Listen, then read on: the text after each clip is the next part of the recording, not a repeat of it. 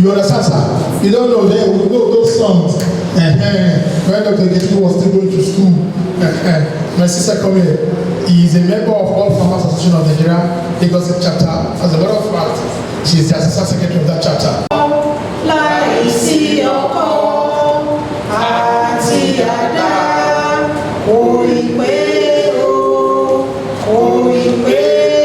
more time.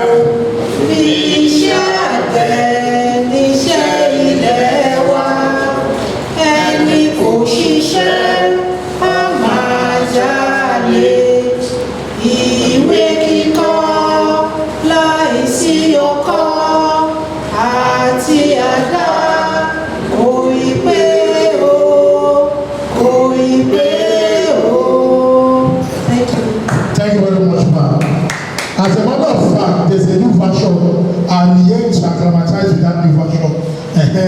But right now, you know those days they say you wake up, no matter your education, without cutlass, it's not completed. No, we don't do that. Now is you wake up, like is your own knowledge that Dr. Kechiku will impart us today. Like is your own, like without money. Irinṣẹ́ ìgbàlódé technology kò tí ì pé because no matter what you do, if you are coming into this business, capacity building, that is your own knowledge. We will be talking about money to finance your production. We will also be talking about technology. Today we have drone that even drone that does what? That spray fertilizers. Today we have technology that we just put it on your farm, and if you tell that it's going to rain, so you will know whether you want to farm or you are not farming. That means today in agri space. So we need those technologies, we need those brain, we need those capacity building, so that we will be a complete farmer or a producer. You will not be wondering what's going on. What's going on? Today will be impacting us on what is called value chain, vis-a-vis your crops. Because the truth of the matter is this: I was discussing with one of my guys not quite 10 minutes or 15 minutes ago, that if you plant and you are not adding value, you are just wasting your time. Here we know, unfortunately, 80% of the farmers today or producers today, they are just planting. We are just doing what? Planting. My God, I want you to take this one. I traveled down to Ejiko local government in Osun. The village is called Oguro. Between where I boarded the bus down to Oguro is almost 10 kilometers distance. And from that distance down to that Oguro, I was going there to source for cashew. It is cashew plantation. That Oguro village, one leg like this is at Oguro, another one like this is at Oguro. And you know the irony of the whole thing? Oguro determines cashew sales anywhere in the whole world. So if we don't flag off in Oguro, cashew business don't flag off in the whole world. Because that belt is rich with potassium. That belt is rich with potassium. You understand? And the KOR is high. So everyone in the world always wait for the flag of the promotion.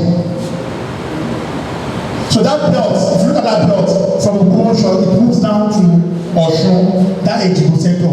So you can understand what I'm trying to say. But you know the idea of your thing, it's only that kernel of needle, the flesh is mistake. So you'll be surprised that if you get where they're doing, you can even match that water cashew result to your wastage. Now you know the irony of the thing. Even the kernel, we're not even adding value. We're just exporting it like that. So one my brother, the governor of Lagos State, said that he now discovered that the top of cocoa is 1 million naira. But when they now convert it to chocolate and now bring it down to the country, those people are making $1 million. What is the difference? No, people should not export your cocoa again. Let us have a chocolate factory in Lagos State. Today there's a chocolate factory in Lagos State because they want to have value. It's part of the value chain. The value chain is from the farm to the middle to the consumers. You eat, I want to eat it. Even the recycling, we're looking at this recycling because we must not constitute environmental waste. And even as an environmental waste, what can we get from it? You understand what I'm trying to say? So today is an only, in fact, we have opportunity. We have opportunity today to meet a top-notch lecturer in PhD holder. The man that has served to handle the agribusiness with Lagos State Business School. And you and I will agree with me. Once it's Lagos State Business School, LBS, you are in. That's their certificate is enough for you. So when we are now bringing someone all the way from Pan African University, down to this place today. I want us to just please stay calm, open our minds. You understand what I'm trying to say? Whatever idea you have, just drop it. Let us listen to new ideas. And if you have any question, just jot it down so the man will flow. So when we get to question and answer time, we're going to do what? We're going to answer questions. Please let us fasten our belts as the aeroplane is about to do what? To kick off. On this note, I want to welcome my Oga, my lecturer, my professor, a farmer, a researcher, a philosopher. What else? Ambassador Lani, what else should I have his name?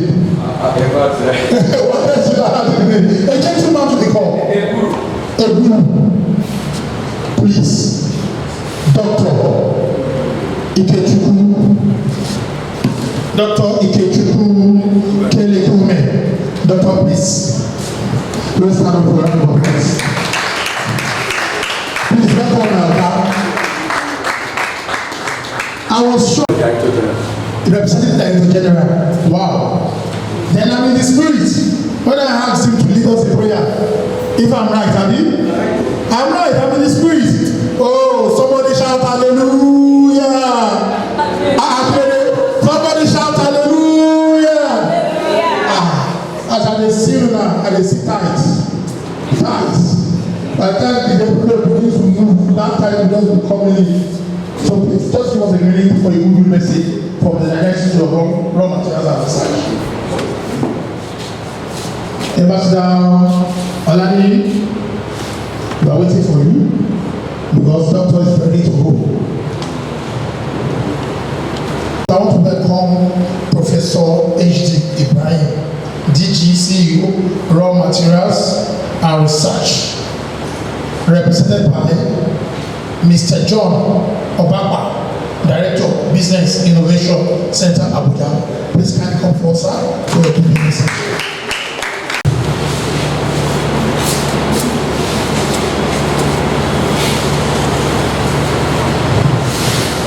Good morning, the speaker, other persons here present. I do not know the other protocol, but I guess that you permit me to say, ladies and gentlemen,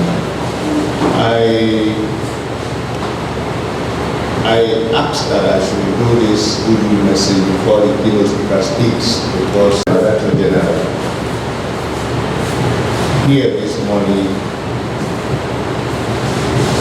identify with the organizers of this program and those of us who are here. When the MC was making introductory remarks, you recall that he mentioned in passing technology, research and innovation in relation to agricultural value chain. Yes, our farmers here are the bedrock of the industry, but they exist on what technology provides. They exist on what R&D brings to them. You recall when this lady sang the usual farmer song, she asked whether she should do the old one or the new one. They probably have to now because they have advanced over time. They have moved from one stage to the other. Without respect, and due respect to our Nigerian farmers, the Raw Material Research and Council is an institution that identifies the farmers on a daily basis. We have offices in 36 states of the Federation, and in each state we have this program, no farmer, no nation. We went into any of the state offices, you hardly find a day that farmers are not visiting. Reason because we are active actors very active actors in each point of the agricultural value chain, even up to the market. From the seeds, the land preparation, seed, up to taking the product to the market were involved. And our researches are tailored along these chains to assist Nigerian farmers. On a yearly basis, so every season, depending on the climatic condition of the environment, we provide high-performing seeds for farmers. In Lagos here, we're giving coconuts, giving tomatoes, Oyo State, same, Ogun State, same. All the seeds, all agricultural commodities are particular to the localities. Up north, we don't fight a lot of the grains that you've been talking about here today because the ecology allows its proliferation. Not to waste the speaker's time and all of us here, I want to convey the DG's message to this group that it should interface properly with the state offices within this zone. The Lagos office is in Lekki, we have in Ogun, Oyo, Ondo, and whatever, the entire Southwest zone. And take your complaints or your needs, your requirements in terms of seats to the offices. They will further communicate the Abuja office. And then if it falls within the seats we are promoting that year, this group here will benefit. I'm here with my colleague, Engineer Suraju. For the period we'll be here, whatever question, anything you want to find out from us, concerning what we do, we are available to answer your questions. If you are in Abuja, you can visit our office for further consultation. Our website, agribusinesses.org. You can also access to get information. I want you to know that the Raw Material Research Council is a key partner in this business. And we're glad to identify with you everything. Thank you.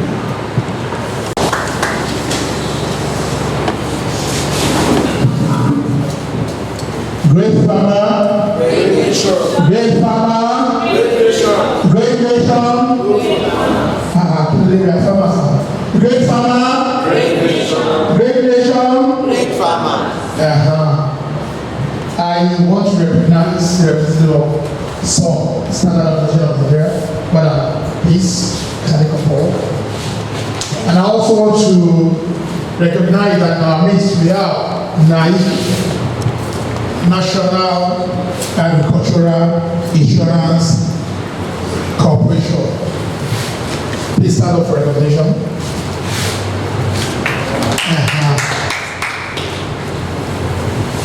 We need them. We need them. Let me just quickly point to this. Sir, a cousin of mine went to farming and he actually proved he was farming cassava. Yeah, cassava, princess cassava. You know what happened? The Fulani herdsmen came in and destroyed the land. They will put the cassava, cut it into pieces, and they were using it to feed their farms, their cattle. And I told her, when she called me, I asked me what happened. She was crying. She even landed at the hospital. What happened? Didn't you insure that farm? She said no. That's what happened today. She lost 4 acres of land. And I know if she had insured within 24 hours, because the regulation is within 24 hours, you must update them with pictures and evidence. I know NAIC would have helped to mitigate that loss. So this is another angle we are telling with farmers, either into processing, whichever level you are, please try to insure. Try to ensure. It's just 1, 2, 3%. I don't know if they've changed it, but our man will tell us information of it today. And as regards the National Institute of Raw Materials and Research, I will engage my Oga one-on-one outside because we have been looking for them. And that's the truth. I must tell you today, no matter your passion, the knowledge and everything, if you don't get that seed right, you are heading for loss. I don't know if I'm making sense. If you don't get that seed right, I have a lot of people that wanted to plant maize, and they now went to the farm, to the market to buy maize, and the maize was not doing well. And I asked, even though you are seed here, where did you buy your seed? He said he put it at the market. Now food you plant, not the seed. It is the truth. I don't know if I'm making sense. It is the truth. I do tomato. If you want to have a good product, good yield in tomato, please just go and buy F1. Buy F1, either Cobra, Platinum, Partner, or whatever. And you know the irony of it, or the funny thing. I plucked or harvested my tomato, and I kept it in the kitchen for 1 week. The thing did not soft, ready or decay or nothing.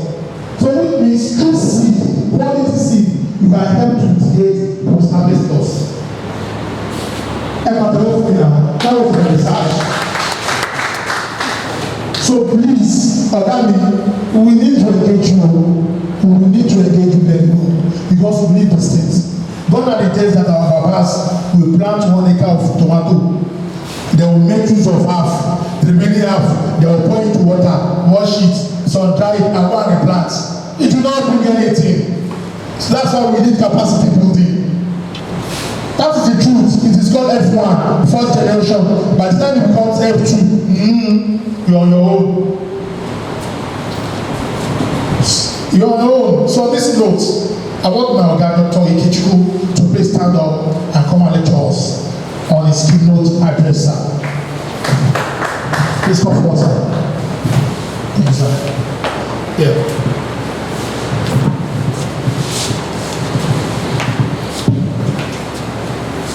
Good morning, ladies. I hope it's still morning. Good morning. Ladies and gentlemen. It's a privilege to be here. When they engaged me, they said I was going to be talking for only 15 minutes. That I would talk for, so I prepared a presentation for only 15 minutes. And you know what that means? 15 minutes is such a short time. And when I got there, I live very far away, Mayfair Garden. I left my house at about 5 a.m. to be able to get to this place. That tells you how passionate one can be when it comes to agriculture. And it took us almost 3 hours to get here. So I'll be talking to us about the theme, agribusiness in Nigeria, exploring the grains and legume value chain. But then we'll take it to, given that they said I can talk for more than 15 minutes, I'll take you to the beginning, what I do. When my sister was singing that farmer song, I remember back then, I attended my primary school here in Lagos. I remember back then how we used to sing that song, the last stanza of that song. And she shared Angela Totutu. Yes. And she shared Amajani. We used to end it that you will steal or you will eat cold eba. I know that song, they've changed it and changed it over and over. So my name remains Dr. Ikeja. I have been teaching for the past 22 years. Had teaching experience with University of Benin, was a pioneer head of department at Conference University before I left them and joined the business school. This is my 16th year in the business school. I'm an economist by profession, but somewhere along the line, because of the passion I have for agric, I veered off and started managing the LBS agribusiness management program. Now, for the past 10 years, I've actually been pioneering that program, the AGMP agribusiness management program. We're actually in the 22nd class. So each class does not grow. Usually we keep them and we keep adding and adding other classes to the original class. So we don't let them go. We keep them as a group, bonding as a group, in order to increase the stakeholders within the agribusiness ecosystem. We run the course in Abuja and we run the course in Lagos. Basically, the agribusiness course that I run sits on a tripod. We don't teach you how to farm. Even though I have farming experience, I'm a farmer. I have my palm plantation and I also have my snailry. So I'm a farmer, but we don't teach people how to farm. What we teach them is the management science of the act of managing your farm. One of the biggest challenges that people face in agriculture is that they keep using that language, I got my fingers burnt. I got my fingers burnt. Now, agriculture and agribusiness is currently the most difficult sector to play in Nigeria. Not difficult because of the name agriculture, but difficult because people don't understand what they are going into. So usually I tell them in class that agriculture is such that it is 70% science, it is 20% hand-holding. You know, somebody must hold your hand. If you decide to cultivate yam today, you want to plant yam. Yam is one of the most difficult crops to plant. If you bury the yam and you leave the yam, believing that after 8 months you will get harvest, what I tell people is that you are going to get vagabond yam. The yam will have all kinds of root and spread because you have actually not what? You must hold that yam. From the day you bury that seed yam, you start what? Tendering the yam. You start tendering the hand. So it's a daily thing. You monitor, when it comes out with six eyes, you must cut the what? 5, leaving only 1. Such that you are going to have one long tuber and not scattered or vagabond tuber. So most people don't know, they just bury yam and they are looking at the roots. So the most important part of agriculture is that it is 70% science. It is 20% hand-holding. Somebody must hold your hand. And it is 10% passion.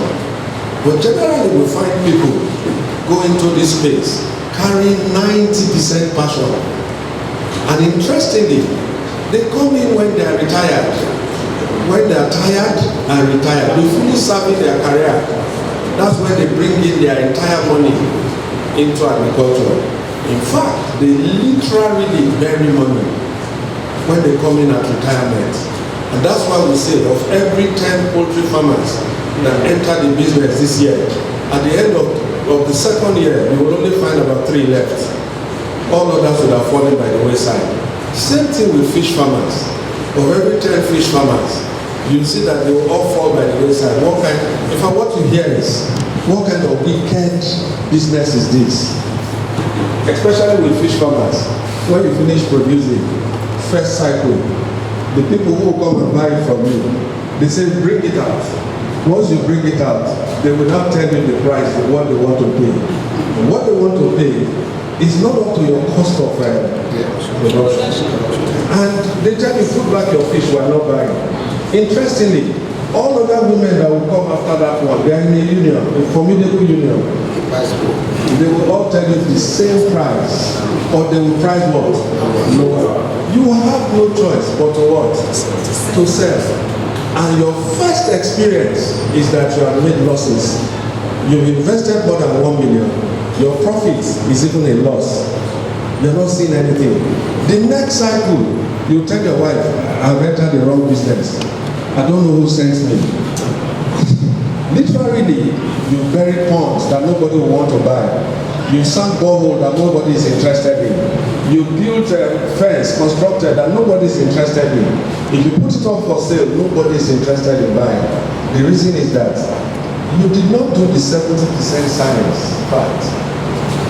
And that's why we run the agribusiness management program, where we look at our first module talks about critical thinking. I must think through what I want to do. It's about critical thinking and understanding the agribusiness value chain. if I understand where I'm going. For example, I am not supposed to be, why should I grow fish? I will wait for you to produce fish because I know that you're going to have capacity problem.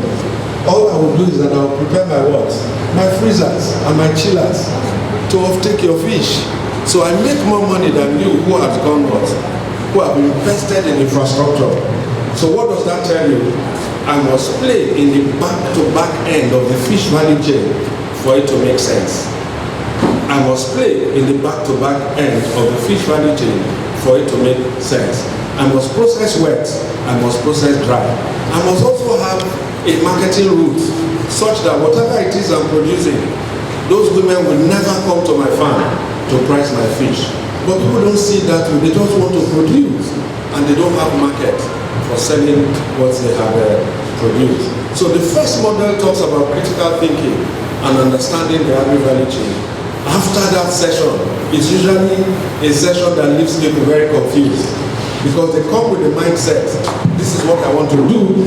By the time after the 1 week, they now see opportunities, diverse opportunities where they want to play. The second model speaks to entrepreneurial mindset. Here we tell you, the reasons why you will not get grants, the reasons why you will do it the wrong way is that you do not have the entrepreneurial background. You do not keep record. You do not run your system in such a way that you have what? A track record in terms of your cash flows. So when the bank says we want to give you grant or aid, they ask for your business plan. They ask for your record. You don't have. So there is no way you will get that grant. So we take you through entrepreneurial mindset. Now this entrepreneurial mindset talks about your value chain, it talks about your market, routes to market, it talks about your branding, it talks about your packaging, it talks about everything that will make you what? Produce high quality products. Whilst the last module talks about operational excellence. In operational excellence, we begin to look at standards and certifications. Why you must not just go and produce bread. Why you must begin to look at what are the requirements. What are those things that I need to do right? How can my product fly out of Nigeria that whatever it is I'm producing I can sell in UK? Interestingly, the topic we're looking at grains and legumes. Most of these things cannot leave Nigeria. Your beans is actually banned. You can't leave Nigeria. The reason is that it is laced with all kinds of chemicals and pesticides that it cannot fly. What about your grains, your maize? It can also not leave Nigeria because it is laced with aflatoxin. So there are things that we need to understand. So we take you through certifications. We take you through operational excellence. We take you through exports. What are those things? Products that I can export. What countries can, how do I even find export markets? That's our last module. Now in all of this, there's the hand-holding part where we take participants to research centers. We take them to IIT. We take them to NIHOT. We take them to begin to see innovation. We also take them outside the country. Some of the group just came back from France. So we have a rich network of agribusiness operators that we are able to build what? Coexist and build proper agribusiness friend. So this is what I do at the business school. I teach economics and manage the agribusiness portfolio of the school. And good enough, we have a rich network of operators such that when you sneeze and you're looking for something within the network, somebody is going to give you answers. And that's what we do. So interestingly, we'll be talking about agriculture and agribusiness. Agriculture and agribusiness. Now these two terms have been used interchangeably to mean the same thing. I know what the additional said. Agriculture is the next gold mine. Even though I do not agree with him, where he said agriculture is the next gold mine.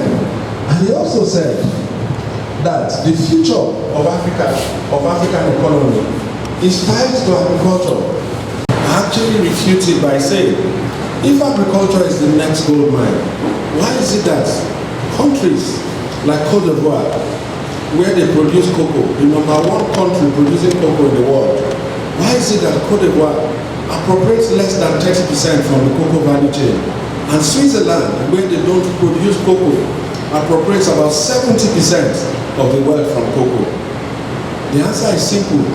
Switzerland operates not in agriculture but in agribusiness, whilst Cote d'Ivoire operates in where? Operates in agriculture. So agriculture becomes a subset of agribusiness. So what we tell them in class is that it is not agriculture that holds the key to unlocking the African economy. It is agribusiness that holds the key to unlocking the African economy. How then do we separate agriculture from agribusiness?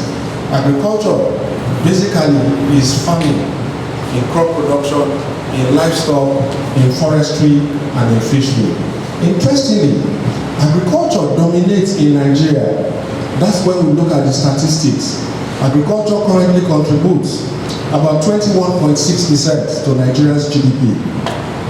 Specifically Q1 2023, agriculture declined because it was contributing 25% to GDP in Q4 2022. It declined to 21.6% in Q1 2023. Now, interestingly, agriculture is the dominant sector contributing to Nigeria's GDP. But then when we now begin to dissect agriculture, agriculture is made up of 4 sectors: crop, livestock, forestry, and fishery. Again, crop production takes about 90% of agri sector GDP, leaving 10% to livestock, forestry, and fishery. The least in the order is forestry. Nobody is planting trees. We've cut down most of our trees, so nobody is planting trees. And we know the danger in what? The danger in not planting trees. When you talk about climate change, when you talk about the oxygen that we're taking, so the danger in not planting trees. So one of the biggest challenges we have is that the forestry sector has actually really gone down. We've cut down most of our trees and we're not planting new trees. But then, interestingly, over 60% of what crop produces, because when we look at grains and legumes, it actually falls under what? Crop production. Over 60% of what is produced through crop is lost every year to post-harvest losses. Do you know why it is 60? We used to say 40%, but today it's 60%. It's lost to post-harvest losses. Why 60%? We now added insecurity to that data. Insecurity that people farm, they abandon the farm, they cannot harvest. They take to the market. If you look at, we're in the maize season. We're in the maize season. Now, interestingly, when you look at the maize season, what do we do with maize? Practically, you see those women will bring maize from the farm to the city centers, and you see them roast or boil maize. When they roast, boil, they peel the maize. They take the corn, they eat the corn, and they throw away what? Those shafts that they throw away, the peels that they throw away, all those things that they throw away that we find in our dustbins actually has dollar value. So this is part of the value chain. It has dollar value. Then when you now even take it to the processing angle, where you see those women that make pap, they make pap from maize. They make pap from maize. So there's a residue after taking the starchy part.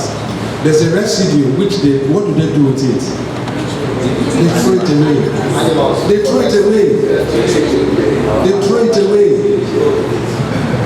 You see, that part that they throw away, interestingly, for the elderly ones here, if you think back, any child that has lump or mum swollen from the goiter, that's what they use in healing it. They rub it round overnight. By morning, the thing is gone. It means that the pharmaceutical sector actually needs what we are throwing away. But we throw it away. And that part that they throw away, if I mix it with, if I grate crayfish and I mix that thing with crayfish, that's what I use in calling my snails. So if I mix it with crayfish and I put it down, all the snails will come around. And that's how I pick the big snails. Once I put it, that's what I use in calling my snails. It means that it is edible feed for snails. but we throw it away. So there's a missing link in terms of what? Knowledge and understanding of the agricultural sector. So we see a sector that is producing, yet wasting half of what they are producing. So we throw those things away, we only take the corn and we chew it. And when we chew the corn, guess what we are taking? We are taking the ethanol that is in the corn, and we are taking the industrial starch that is in the corn. So when you see Panadol, what is making Panadol thick? Is the starch that they've taken from where? The industrial starch that has been taken from your maize to coat your Panadol. Now you see there's no linkage between the pharmaceutical sector and that space. It means there's a gap. So Nigeria has huge opportunity in terms of what? Harnessing some of those gaps that I just talked about. So it takes us to where we currently are. Where we currently are in terms of contribution to GDP. In terms of growth, if you look at Q1 2023 report, you will see that agriculture for the first time hit a negative. For the first time, agriculture actually showed a negative growth of 0.9%. The question is why? Something happened in the first 2 quarters. The election, the currency change, a lot of farmers suffered, a lot of poultry farmers suffered, we buried eggs. We did a lot of things that hurt the agricultural sector, and it actually showed in our first quarter report. So in Q1 2020, the sector posted a negative growth of 0, making the sector one of the slowest growing sectors. And one of the things we look at when we're entering different space is that we ask ourselves, is this space one of the fastest growing sector? Government actually does not look at this. Government look at what? Contribution to GDP. Agri currently employs about 35% of the working population. What that tells you is that more people are engaged in the back-to-back end of the value chain. Now, I have given you the explanation of the agricultural sector. Now let's take it to the agribusiness space. Agribusiness is where we talk about farm to fork, where we take produce from the farm and we take it to the what? The final consumer, the process of taking it to the final consumers. And it is made up of 4 sectors, just like I said, that agriculture is made up of 4 sectors. Agribusiness is made up of 4 sectors. We have the pre-upstream, which is the beginning of the value chain. We have the pre-upstream, we have the upstream, we have the midstream, and we have the downstream sector. Of these 4, the most difficult place to play in is the upstream. And it is the upstream that you have agriculture, where you have, if they had told me I had time, I would have put all that in my slide. I would have put it all in my slide. So it is in the upstream sector that you have agriculture, in livestock, in forestry, in fishery. That's where you have it. Interestingly, when you pick that upstream space, you have 80%, over 80% smallholder farmers and 20% medium to large scale farmers. So we have more of what? Active smallholder farmers. And when you tweak the number in that space, you will see that of the 80% smallholder farmers, over 60% are women and children, not the men. Over 60% are women and children playing in that space, who can barely aggregate 1 hectare farmland. It means when we make noise about funding agriculture, who are we funding? We are funding people who can barely own a plot of land. We are funding people who barely own 2 plots of land. In most of the developed countries, it is 1% of the working population, between 1 and 3%. Of the working population that actually carries what? The activities in the agricultural sector. They feed the nation and they export their excess. But in Nigeria, if you look at the data, India has about 47%. Nigeria has 35% engaged in the agricultural sector. No wonder we say we are still practicing subsistence farming. We are still practicing mundane farming. We are not yet in the smart farming era in Nigeria. So the pre-upstream, where is where the researchers come in, where the government come in, where the central bank comes in, is in the pre-upstream. The pre-upstream is where we talk about quality seed. The pre-upstream is where we talk about infrastructure. If you send farmers to the field and there's no good road linking the city centers, you have put the farmers in trouble. So the pre-upstream is where we talk about damming and irrigation. If you send farmers, go and plant, we've given you money, and there's no dam, there's no irrigation, the farmers will wait for what? Rain fed, they will wait for rain. And we are in an era where we can no longer depend on what? Rain, because of seasonality change and climate change. The rains will not come when you expect it. So government and other stakeholders, NGOs, have a role to play, and their role is in the pre-upstream. We need to guarantee the seed quality, we need to guarantee good roads, we need to guarantee infrastructure development, we need to even guarantee the technology to drive the process within agriculture, placed within the pre-upstream. Now, if the pre-upstream has not been fully taken care of, and you jump into the upstream, my brother, you are wasting your time. It becomes an ecosystem problem. And that's why we talk about the cattle, because there's insecurity. Government has not taken care of it.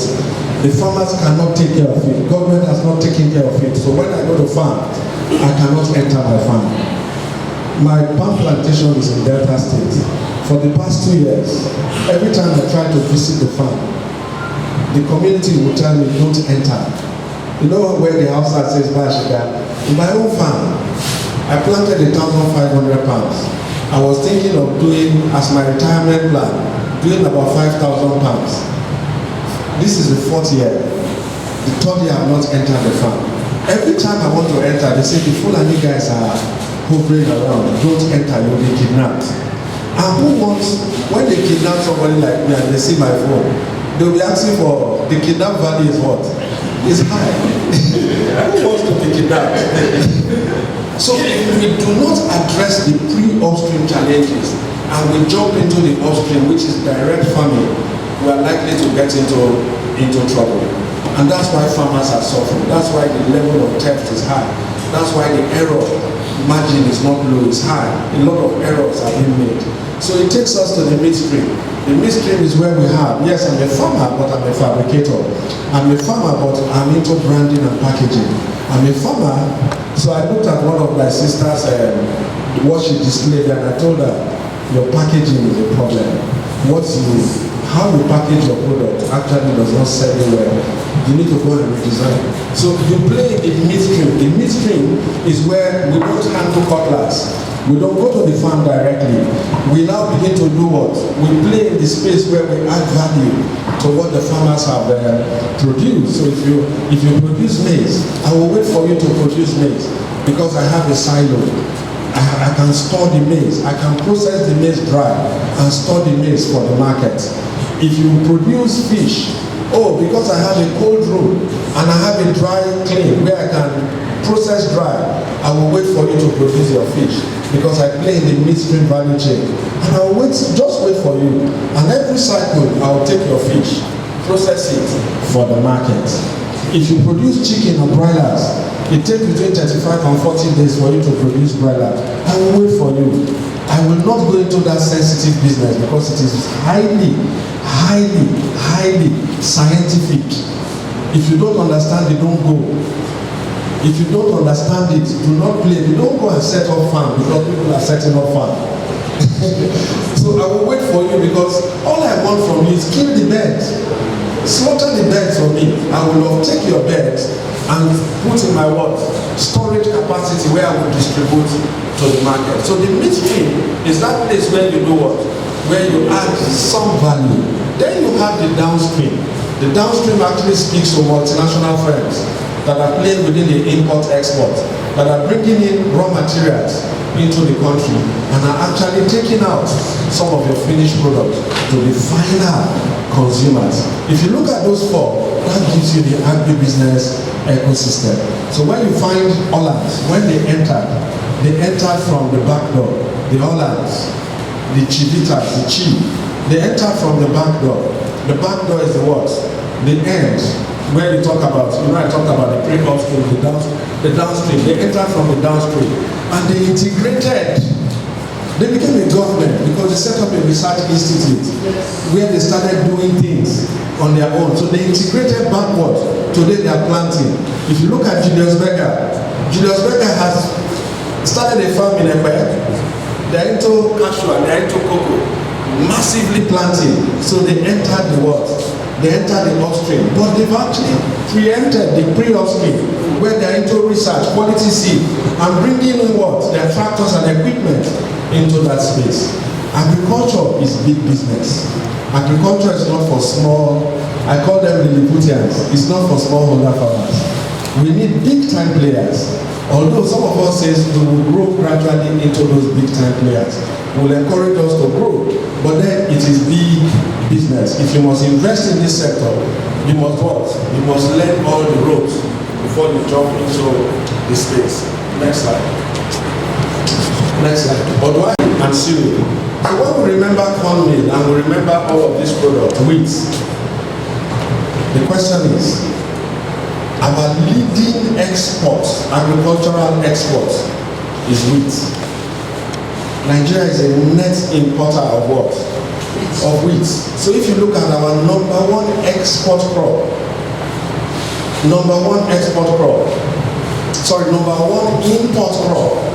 is wheat. Nigeria is not competitive in the production of wheat. And wheat is one grain category that every household actually needs.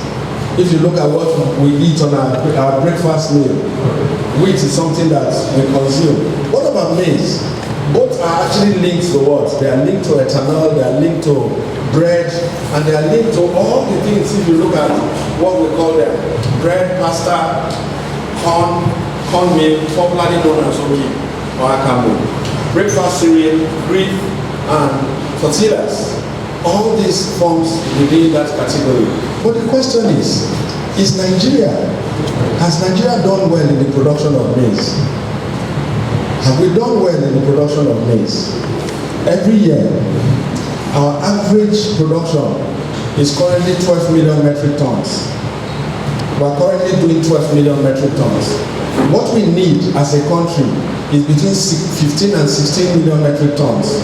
So meaning that the gap, the difference is actually imported. The difference in the maize value chain is actually imported to service the feed millers, to service our food. Some of those your cereal you see in the shop are actually, and when you go into our supermarket, one of the things you will notice is that some of these byproduct of corn are actually what? Imported. Women will tell you when you see cornflakes, so you will see the Nigerian cornflakes, you will see the imported cornflakes. You will see the Nigerian cornflakes and you will see the imported cornflakes. And again, women will tell you that the children will not, they reject the Nigerian cornflakes. When we put the Nigerian cornflakes for them, they reject it. Why? Why do they reject the Nigerian cornflakes? It's not orientation. There's no access to the taste, the quality.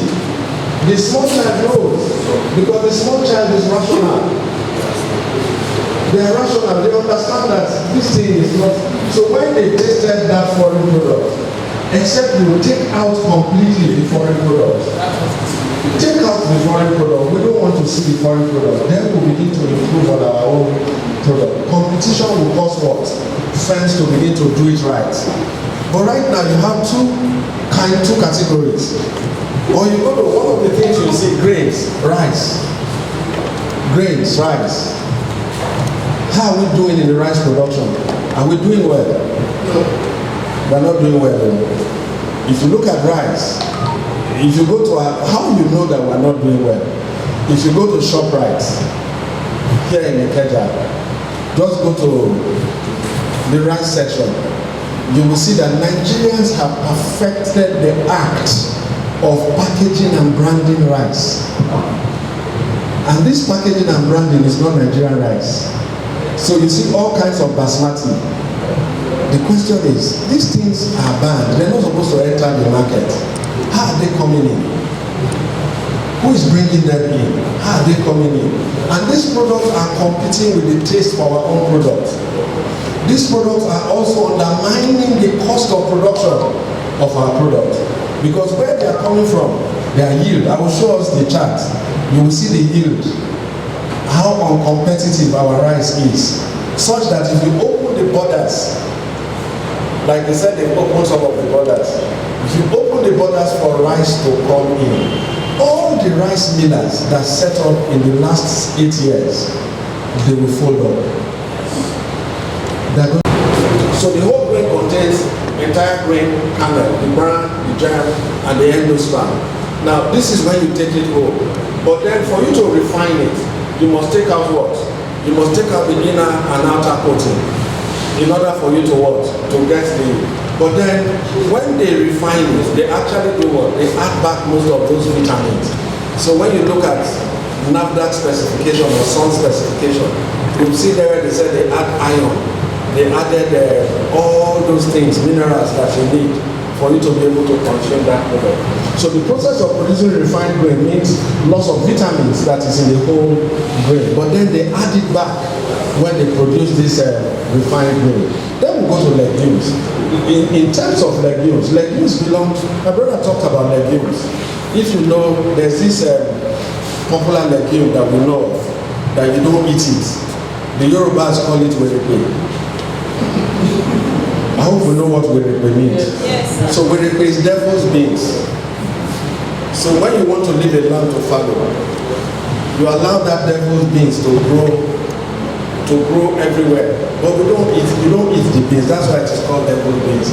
And those days, I remember those recalcitrant students, they would go and take the dry one and place on their teacher's seat. Once you sit on it, you have to pull your breast. That's why they call it very good.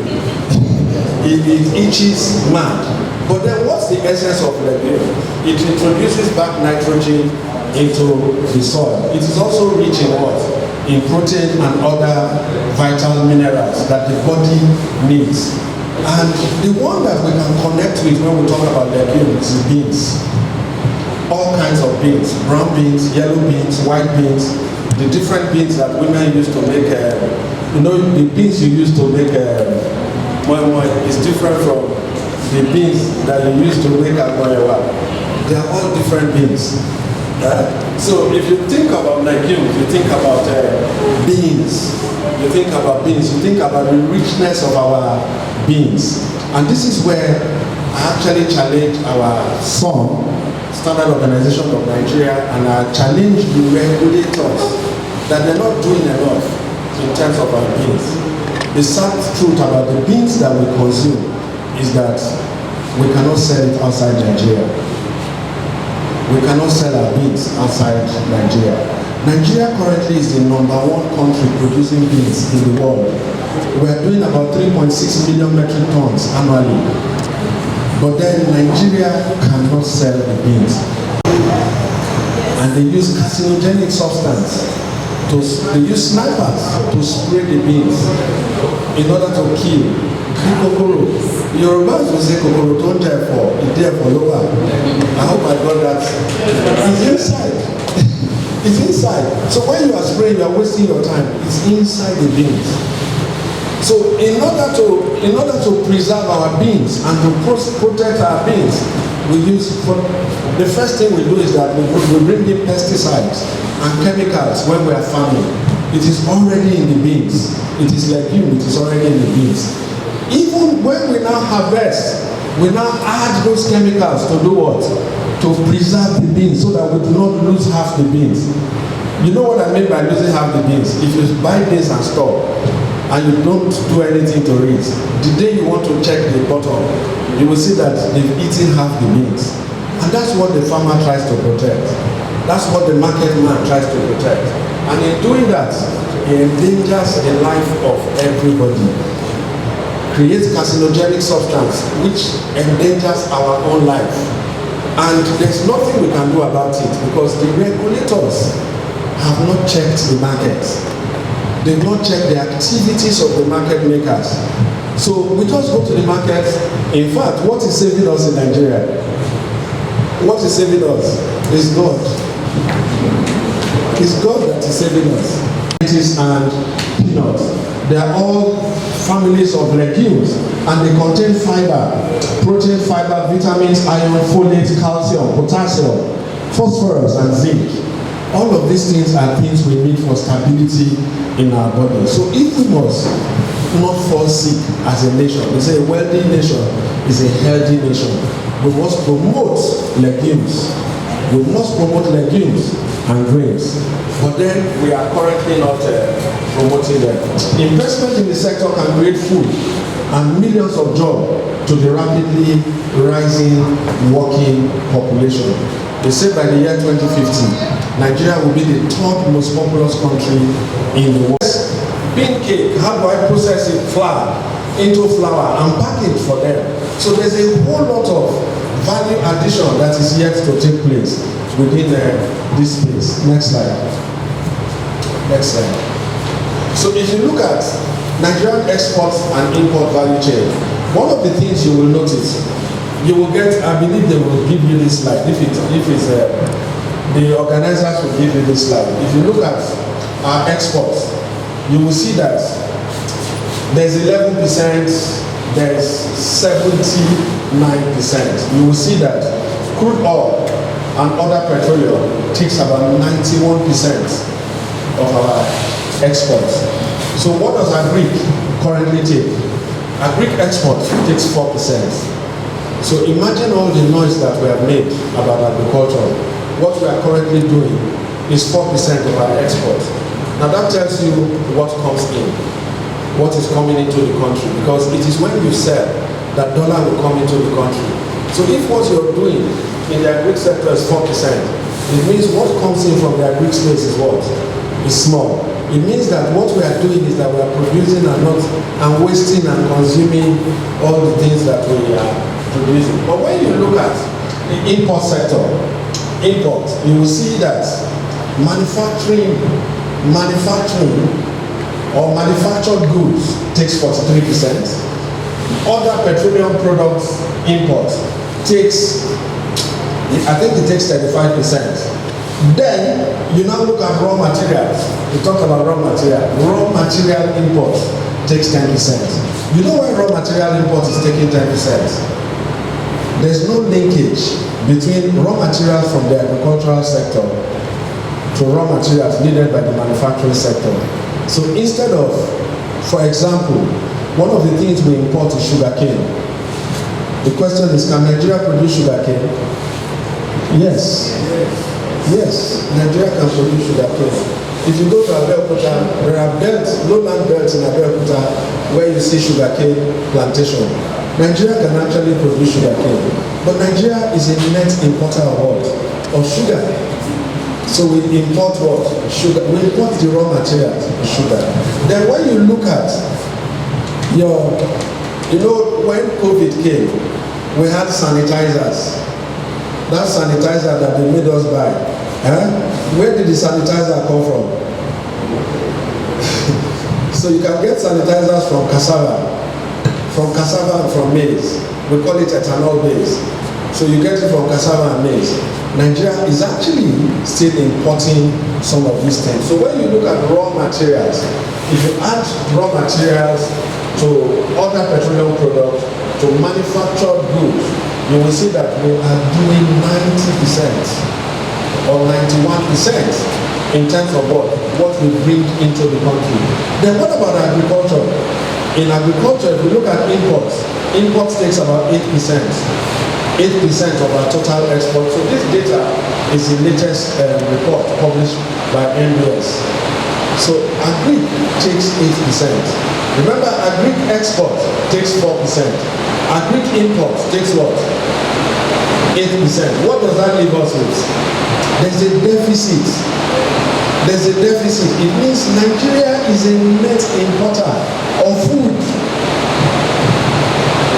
Nigeria is a net importer of food. So what does that tell us? Nigeria has arable land, but yet we are a net importer of what? Of food. Next slide.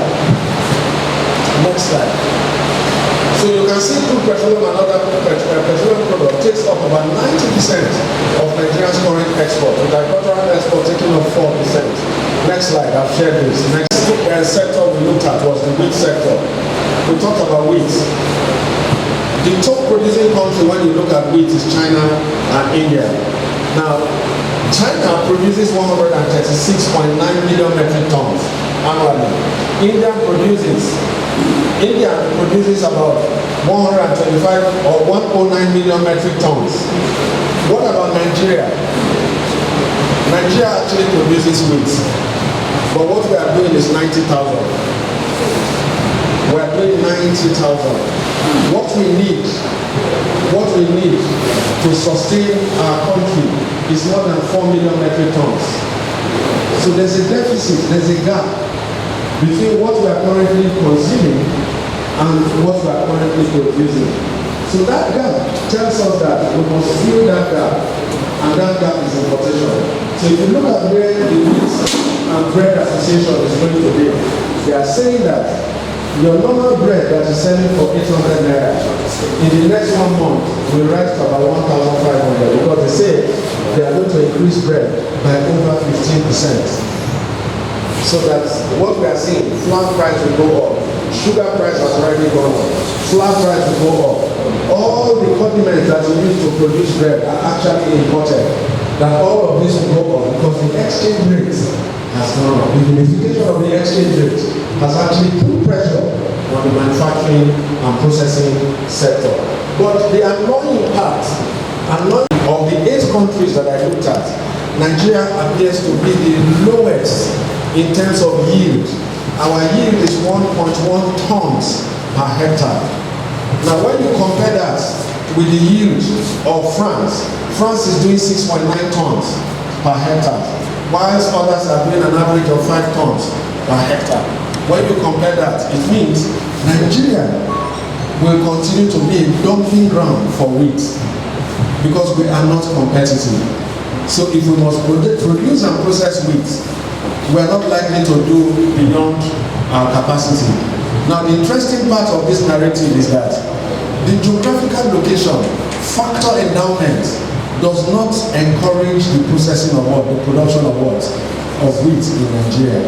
The climate and weather does not, no matter how much, we had state government that invested so much money telling Nigerians that they are going to produce wheat. They lied to us.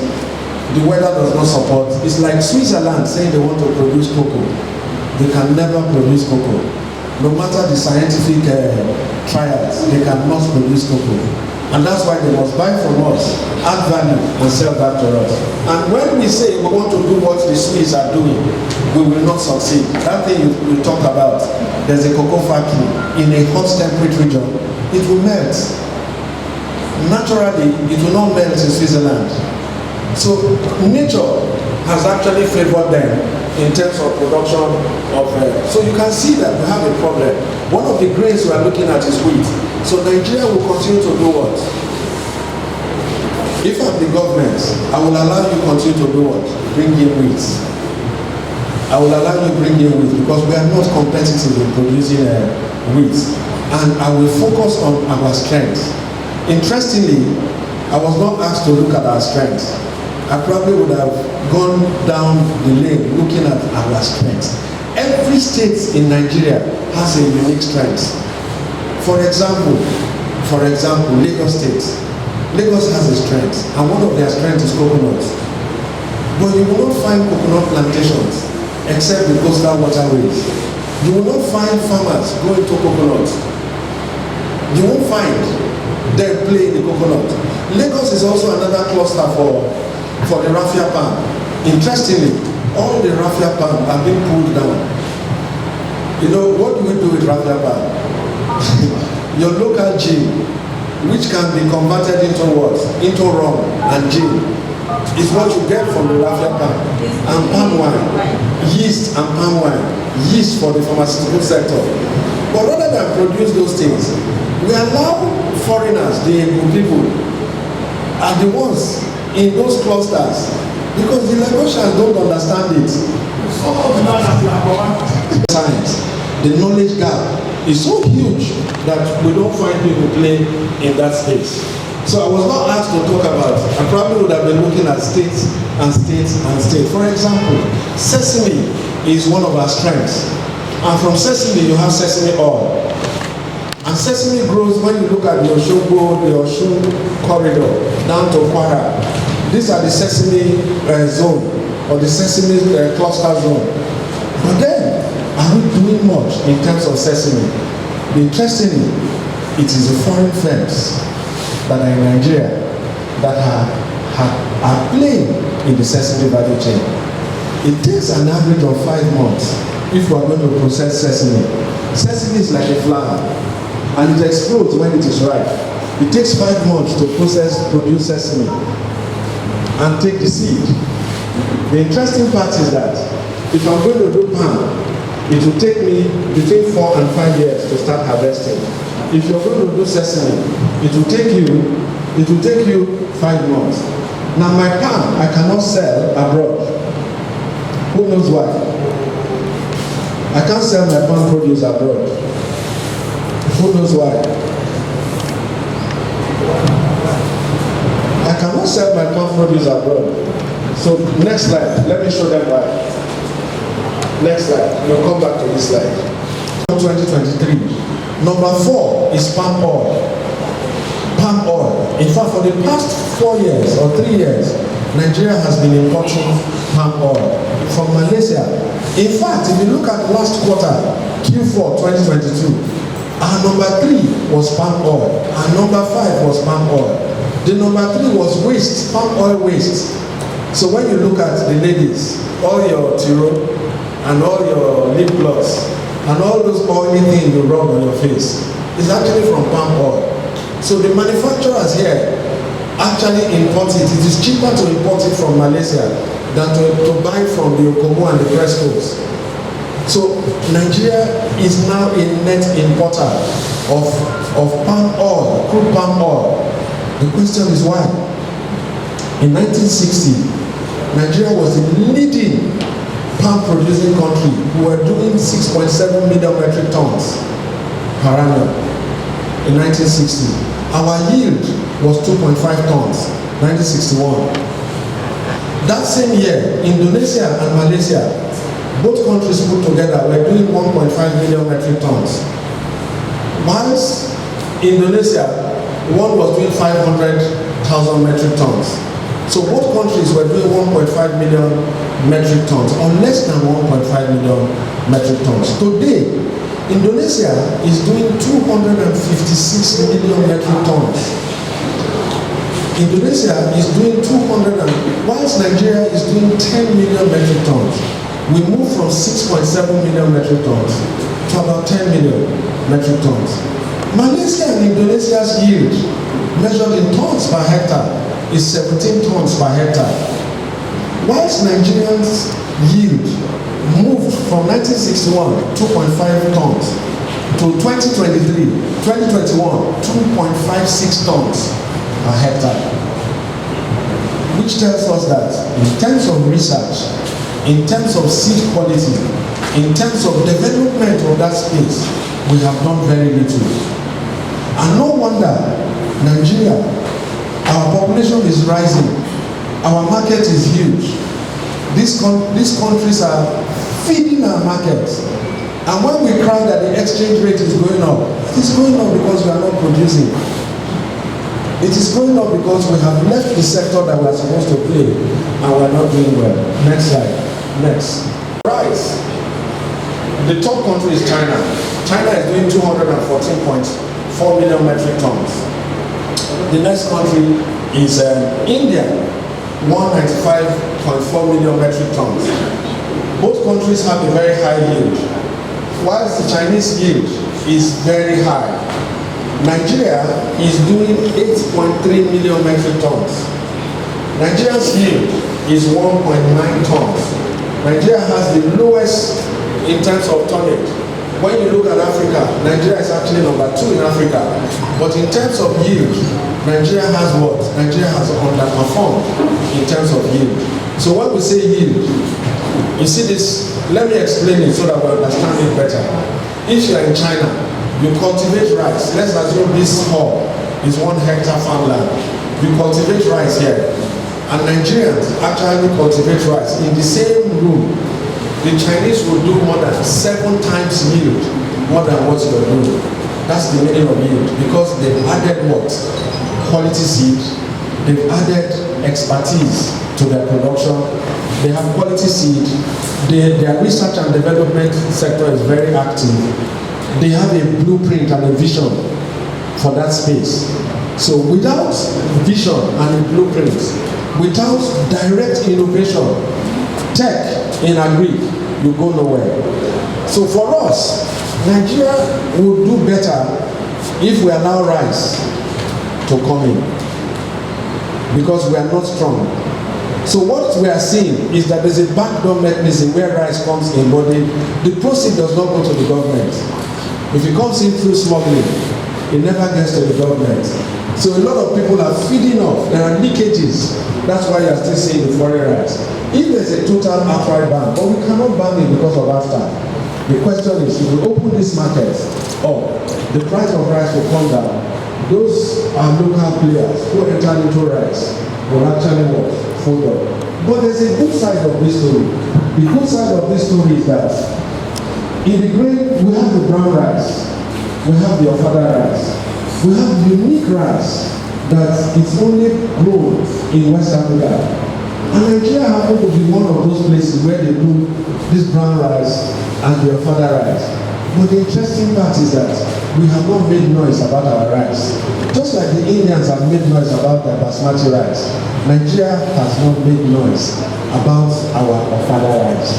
So where my ask is, what can the country do to shore up production and yield? We need to play in our zone of comfort. We need to play in our strength. We need to begin to de-emphasize. Yes, open your market. I'll tell you what the Koreans did. When the Koreans had trade war with the US, what they did was that they opened their borders. You can buy American cars. If you buy, then the Korea had the Daewoo racer cars. They were going into tech. You know your Samsung phone. Your Samsung phone came from Korea. So they have this law.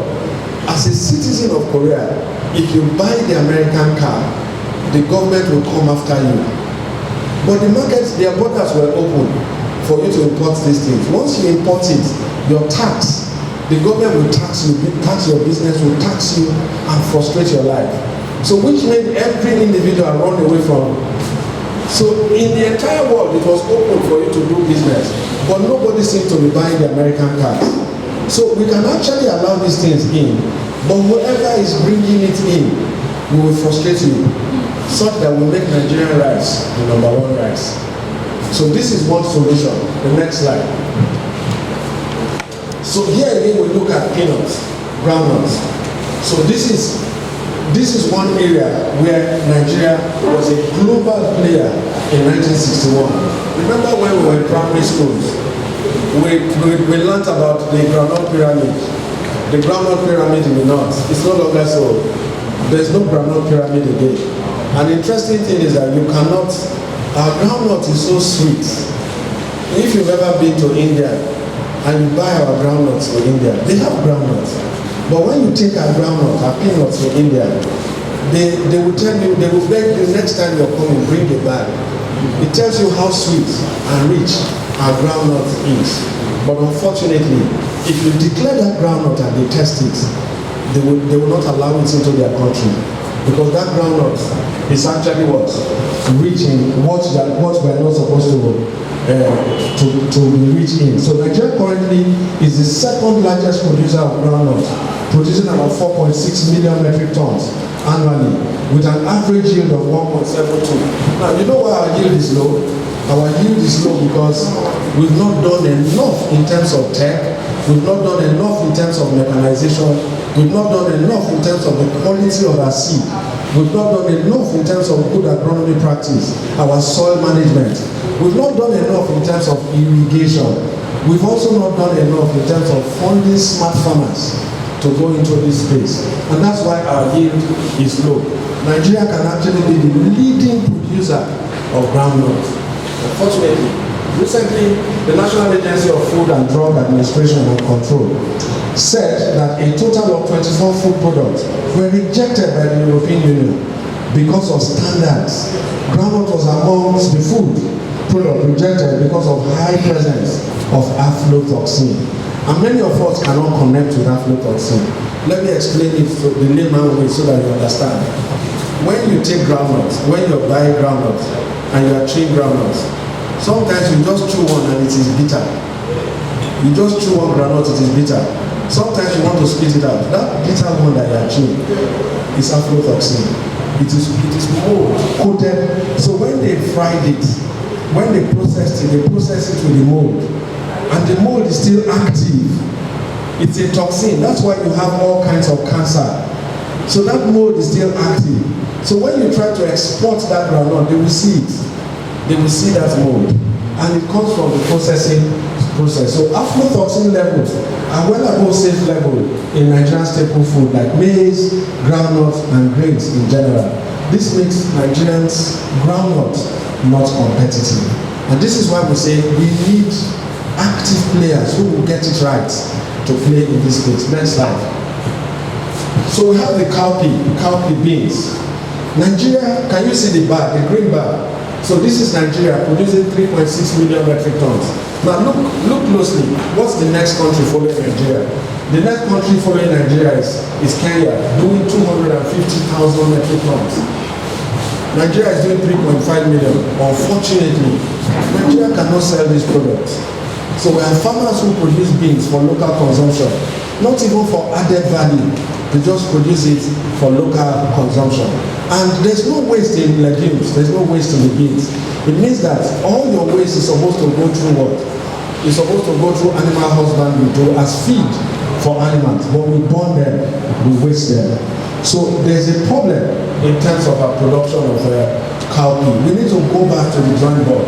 This is where government agencies, where different agencies will need to come in to see how they can unban, how EU can come back and say, yes, we have passed the test.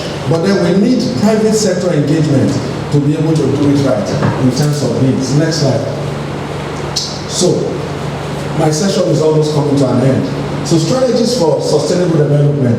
Legumes and grain sector of the agri-value chain offers room for increasing employment in the agricultural sector and providing nutritional diet for human consumption.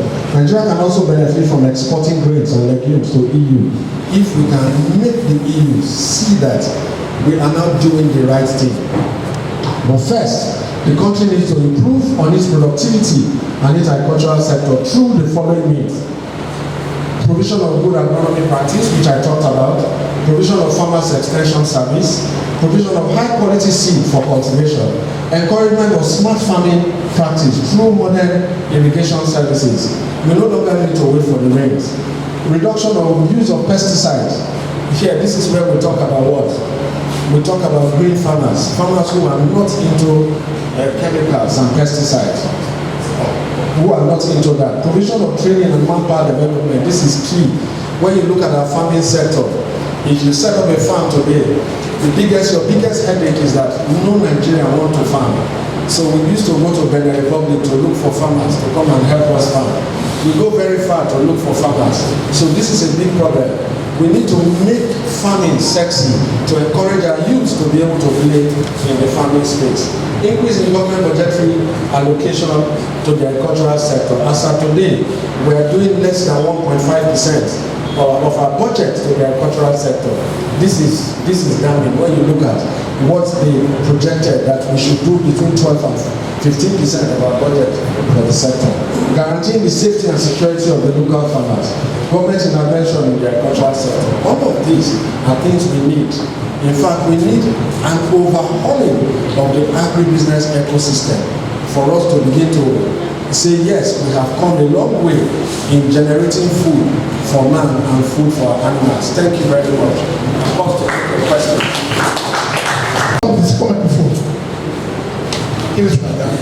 It's not I'm not asking the question. I'd like to respond to what you said. You spoke about what government is doing, just a minute, yeah? Okay, you spoke about what government is doing in relation to the issues you raised. Yeah, that's very true. we must get right what he spoke about. He talked about competitiveness in both raw materials as well as products. He had just expanded that we should specialize. That is to say, wherever your competence is, maximize it. Yes, we grow wheat in Nigeria. Lake Chad Basin, we have a faculty, assigned for wheat research. They came up with very fascinating results, and it became obvious that we can grow wheat in Nigeria. But the question is, how much wheat can you grow around the Lake Chad enclave to beat the American experience in wheat production? You may be dead on arrival. But again, I also got to know, we have some time that wheat is about world politics and what are the news, and that Americans do not want Nigeria to grow wheat, so that we continue to buy their wheat. We will engage that in other discussions that already. I don't know what that means. Again, you also talked about palm oil and the rest of it. Yes, it's true. We know that the oil palm was taken from here to Malaysia. They have done better than us in that area. It's not as if we're not doing anything. We have rivals, they are also working. But then, as competitiveness will mean, some are faster than the others. And several sessions are also being released by government. But critically speaking, where we have some failings is that our geneticists, our scientists, we are very low in being able to breed seeds. We are low. In the council, what we do, where the expertise for breeding is not available because we don't have the experts in such areas, we try to multiply such seeds so that within the first 5 years, when we bring the F1 period, we get the best of the seeds they are. The Raw Material Resettlement Council has a number of times done what we think is right for the growing economy to do. We have collected varieties of seeds that we noticed there's fierce competition between the industry as well as human consumption. Take for instance, let's say tomato for instance. The average Nigerian home does better in buying tomato from the market than the biggest tomato factory in Nigeria. That is why tomato industry, let me not mention it, some tomato industries are not, really producing well. The reason is that why a market woman can buy a bag of tomato for 5,000 naira or 20,000 naira at apex of the season, the industry cannot afford to spend 20,000 naira one basket of tomato. How many baskets do they aggregate to get 40,000 tons? They will produce the paste there on arrival. So for seeds like that, we multiply, we take conscious efforts to multiply them. For those we know that multiplication may be the lower end, we also try to breed. Sweet sorghum, for instance, we have had varieties of it, bred by Nigerian scientists, and then currently we have a patent for them, and we are trying them across the country. We are developing as a nation. The pace is rather slow, but we will get there. So the government is not sleeping. The government is aggregating all of these problems, and then we are tackling it from various ends. This meeting here is one of the means for solving problems that we have in the industry. I guess the sugar beet, for instance, another one. Sugar beet is one that was collected from. Replacing the sugar cane that you mentioned. Good. And which has high of sugar. 70% of sugar produced in the world is from sugar beet, not sugar cane again. All the sugars were imported from abroad are from sugar beets, not sugar cane. So it has high. I believe the professor, maybe I'm sure he has that information to share.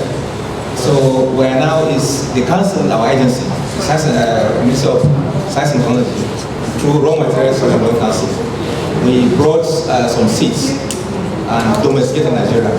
We have 3 varieties, and we have carried out clinical trials in about 3 to 4 states in Nigeria, and they are doing very well. Very well. It gives high yield of sugar, cane and sugar from sugar. This is not sugar cane. But it's more profitable, and it's doing very well. Actually, in the country. Yes, sir. Thank you very much. I think yes, galvanized. I think you're right. In that space. So when we take them out, we say, wow. So there's a disconnect between the people who are the farmers and the research institute. So we need more of this interactive conversation where we'll get to meet with farmers associations, farmers unions. We also need, for example, the sugar beet that you talked about cannot do well in all the states. There are specific states where it can actually do well. So we need to convey this back to those states to say, you have a strength, and we need you to begin to tell your people about this strength. We need more players to play in this space. We can link you with manufacturers who will offtake this space. That conversation is currently not happening. You just find people working in silos. Farmers will just jump on those space. They go to the market, buy seed. They don't understand why they are failing. So we need more of this conversation for us to begin to do agriculture. Thank you very much. Too small to actually speak for my DG. But because every invitation that comes to his table, he does not take it lightly. So because of his itinerary, that's why he's not here today. But I've been asked to stand, in for him. So on this note, I'd like to present the keynote address of the Director General, Chief Executive of Standards Organization of Nigeria, okay, thank you. Popularly known as SON, in the person of Malam Farouk A. Salim. At this AgriQuest Africa Network Forum 3.0 of July 13, 2023. Protocols. It is with great pleasure and a deep sense of responsibility that I stand before you today on behalf of the entire management and staff of Standards Organization of Nigeria to congratulate the organizers of this agribusiness forum and to wish you all well because of the opportunity that we have to speak to you today about the importance of standards, code of practice and regulations in the production of, processing of and export of grains and legumes. The choice of the theme for this event, agribusiness in Nigeria, exploring the grains and legumes value chain through market system, is very apt and relevant. Standards Organization of Nigeria is a parastatal of the Federal Ministry of Industry, Trade and Investment and the statutory body which is charged with the responsibility of establishing and enforcement of Nigeria industrial standards on all locally manufactured and imported products into the country by virtue of its enabling Act number 56 of 1971 as amended, now Act 14 of 2015. Further to its mandate, conformity assessment activities which include inspection, testing and certification are deployed in all quality assurance circles to ensure that all regulated goods meet the requirements of the standards and comply to extant regulations. Therefore, non-conformity with the requirements of the standards and code of practices in the supply chains for grains and legumes will result to non-compliance to regulation. It is important, therefore, to entrench good agricultural practices, which we call GAP, that guides cultivation of these products in the farm, starting from seed selection to farmland preparation, planting, harvesting, drying, storage, and even including pesticide application. As global demand for grains and legumes continue to rise, it is essential that and safety in every aspect of their production and distribution value chains. This is not only important for the health and well-being of the consumers, but also for the sustainability of our agricultural systems and the economic success of our industries. One of the key areas where code of practices, standards, and regulations are particularly important is in the use of pesticides and other chemicals in agriculture. While these products can be essential for protecting crops from pests and diseases, they can also pose serious risks to human health and the environment if not used responsibly. To ensure that these risks are minimized, our farmers seated here today and other farmers that are not here and other actors must ensure that they use applicable codes of practices and other ex-ante guidelines for the use of these products, including appropriate dosage levels, timing of application, and safety precautions. Another important area where standards and regulations are critical is in the testing and certification of grains and legumes for export. This process ensures that products meet the highest standards of quality and safety and helps to prevent the spread of pests and diseases to new regions of the world. To be effective, this testing and certification process must be rigorous and thorough and must be conducted by qualified professionals using the latest technology, methods, and the use of an accredited laboratory such as we have at some that is situated right here in Ikeja City, Lagos, Nigeria.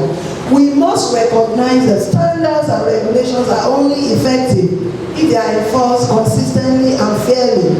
This requires strong partnerships between government agencies, industry organizations, and individual farmers and processors. Those of you that are here today and those that are not around, all of us working together to ensure that the highest standards are always met. Furthermore, the cultivation, production, processing, and export of grains and legumes is a complex and challenging process that requires the highest level of quality and safety. So by establishing and enforcing rigorous code of practices, standards and regulations at every step of the supply chain, we can ensure that these essential products have the highest quality, meet the needs of the consumers, fit for export without the chances of being rejected on arrival at designated countries. Thereby, we'll be able to remove one of the identified trade barriers and solving trade disputes. Thus, it is expected that we'll be able to achieve long-term sustainability and success of our agricultural industries. Currently, the African Continental Free Trade Agreement presents a significant opportunity for African countries to enhance trade in agricultural commodities, including grains and legumes. Therefore, all actors must explore the necessary steps to address the trade barriers, promote quality standards, ensure compliance with rules of origin, and foster regional cooperation to maximize the benefits of this agreement. By effectively meeting these requirements, African countries can tap into the potential of intra-African trade in grains and legumes, boost food security, and stimulate economic growth. In conclusion, consequently, quality standards and certification can never be overemphasized. SON is involved in the harmonization of quality and standards for grains and legumes across African countries to facilitate trade. This is done at the continental level, and such standards are adopted. However, it is high time we acknowledge the fact that capacity building of farmers, most especially in Nigeria, processors and exporters need to meet international quality standards through training, technical assistance, and access to information and finance for all active actors to improve productivity, quality, and market market competitiveness is very germane and must not be overlooked. Therefore, this summit must look at regional cooperation and market access collaboration, which will encourage regional cooperation in the production, processing, and distribution of grains and legumes to create integrated value chains that enhance competitiveness. On this note, I want to once again congratulate the organizers of this forum, and I wish you fruitful deliberations for the rest of today. Thank you. I would like to mention to us that are seated here today that some is committed to eliminating loopholes that hinder quality assurance in the farming sector. And we are committed to improve life through standardization and quality assurance. So we are encouraging all of you, even as farmers, to have it at the back of your mind that Standards Organization of Nigeria is there for you. And some of our activities or services that can actually be of benefit to you include subsidized sales of standards and code of practices. We can also avail you the opportunity for training for good agricultural practices. In the past, we've done some of these code of practices and implementation of good agricultural practices, for instance, in the farming for honey, how to build your honey bee, comb, and to farm the honey and the bees, and then to extract your honey. There are so many activities that we have done in this regard. And we also have recommendations for medium and small scale enterprises. And we encourage farmers not to just stop at farming, but you should also venture into production by adding value to your product. And like the first speaker has highlighted, you need to get trained.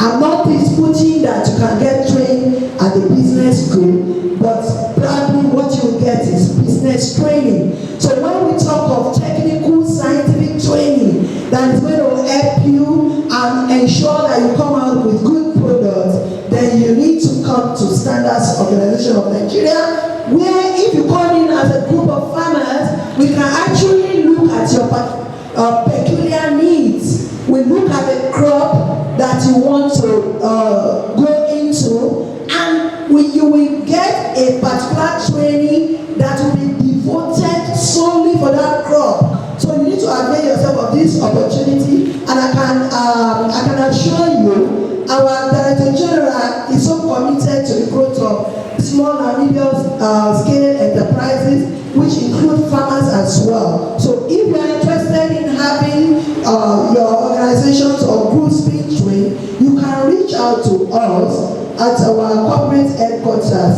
which is number 52 Lome Crescent, Wuse Zone 7, Abuja. That is our corporate headquarters. So you can reach out to the SMA Small and Medium Scale Enterprises Desk Officer, and any area of need will be properly attended to.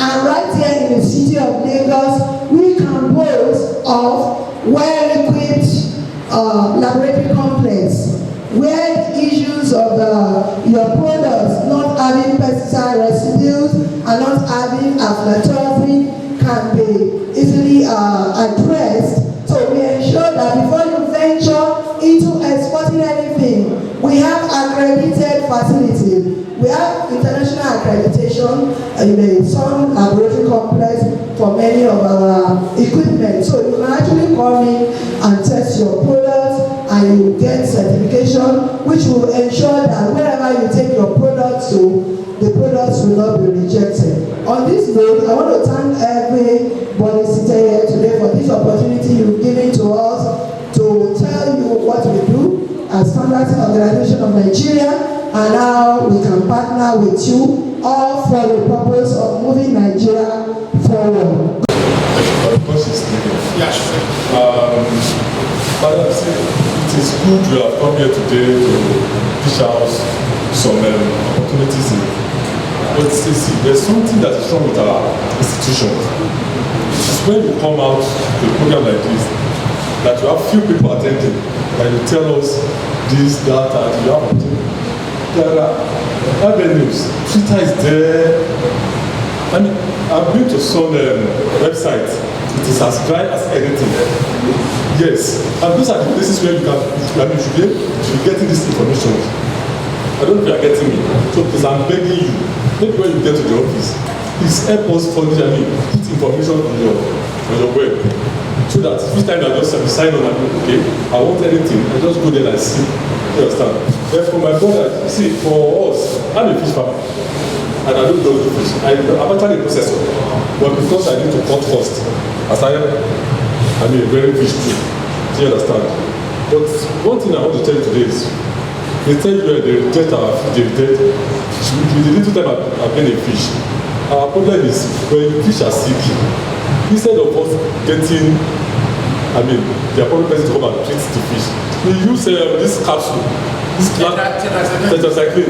And the moment you apply tetracycline to that fish, till consumption, it is, you have it in that fish. And that's why they just have it. The kind of shampoo we use and the smoking clay we use to affect our fish. But I don't for that. They have been to our website www.sun.gov.ng. And if you click on the services, you will see all the services of SON. And the small and medium scale enterprises I talked about is there. So, but you know, when you have a website, it's not everything you can just put. But there are, I think there are channels of communication on our website that you can actually direct your question and you will be responded to. And I also need to mention that we have a directorate for marketing. So it's their job to advertise. I can assure you their adverts are all over. So it depends on the avenue. And like I mentioned earlier, ordinarily you will think, oh, this is a small forum, and some will not come. But my director general is not like that. Even if you are 10, if you call on us, we will come. He may not come, but some of us that are his directors, he will send us to come. And that is what I've come here to do today.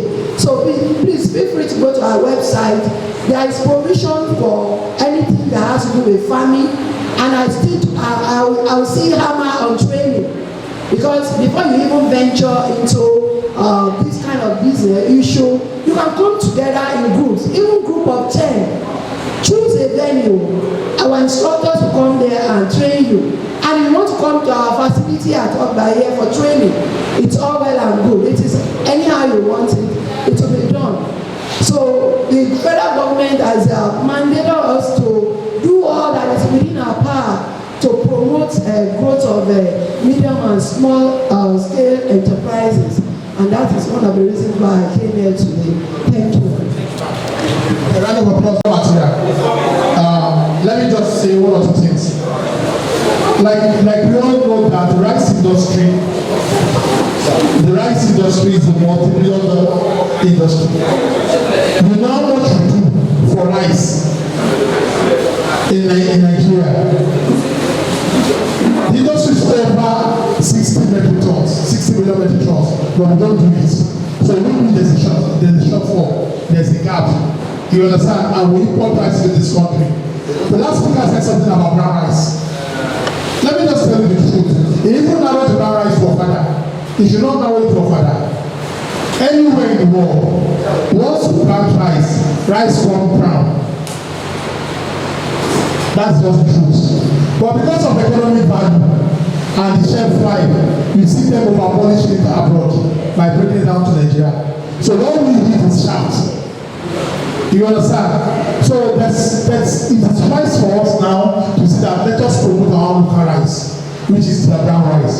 Yes, brown rice doesn't have a long life shelf, and it doesn't like when it's wetty. It likes a good normal standard temperature.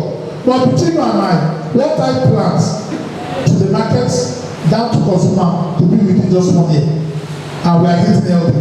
But what they bring at times is expired down to this place. And there's one language we normally do that time. You know, there was a time they brought in this rice. The more you pour water, the more that thing will swell up. You will now be happy that rice is it is poison.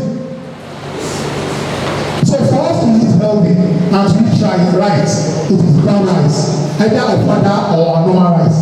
But unfortunately, most of the seeds that we have, Faro 44, Faro 52, Faro 56, cannot do more than 2.2, 2.3 tons per hectare.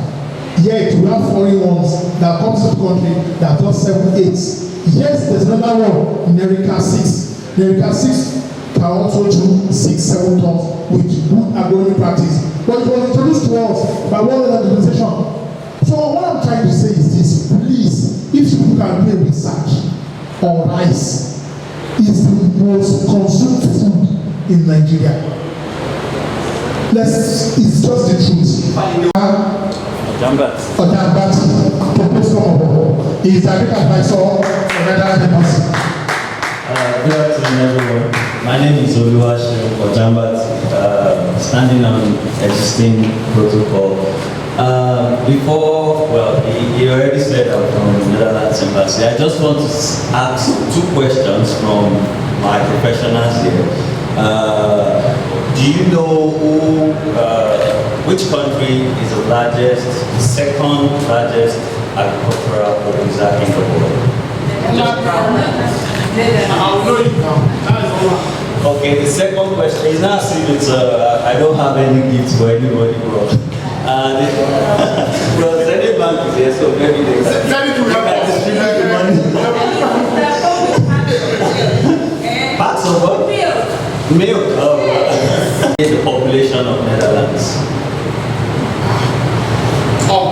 I can't remember. I know they don't get. Yes. We can say, oh, okay, Kano State is Nigeria population. Who can guess? Anyone? Okay, just in brief, Netherlands is a very small country. It's not even as big as Lagos.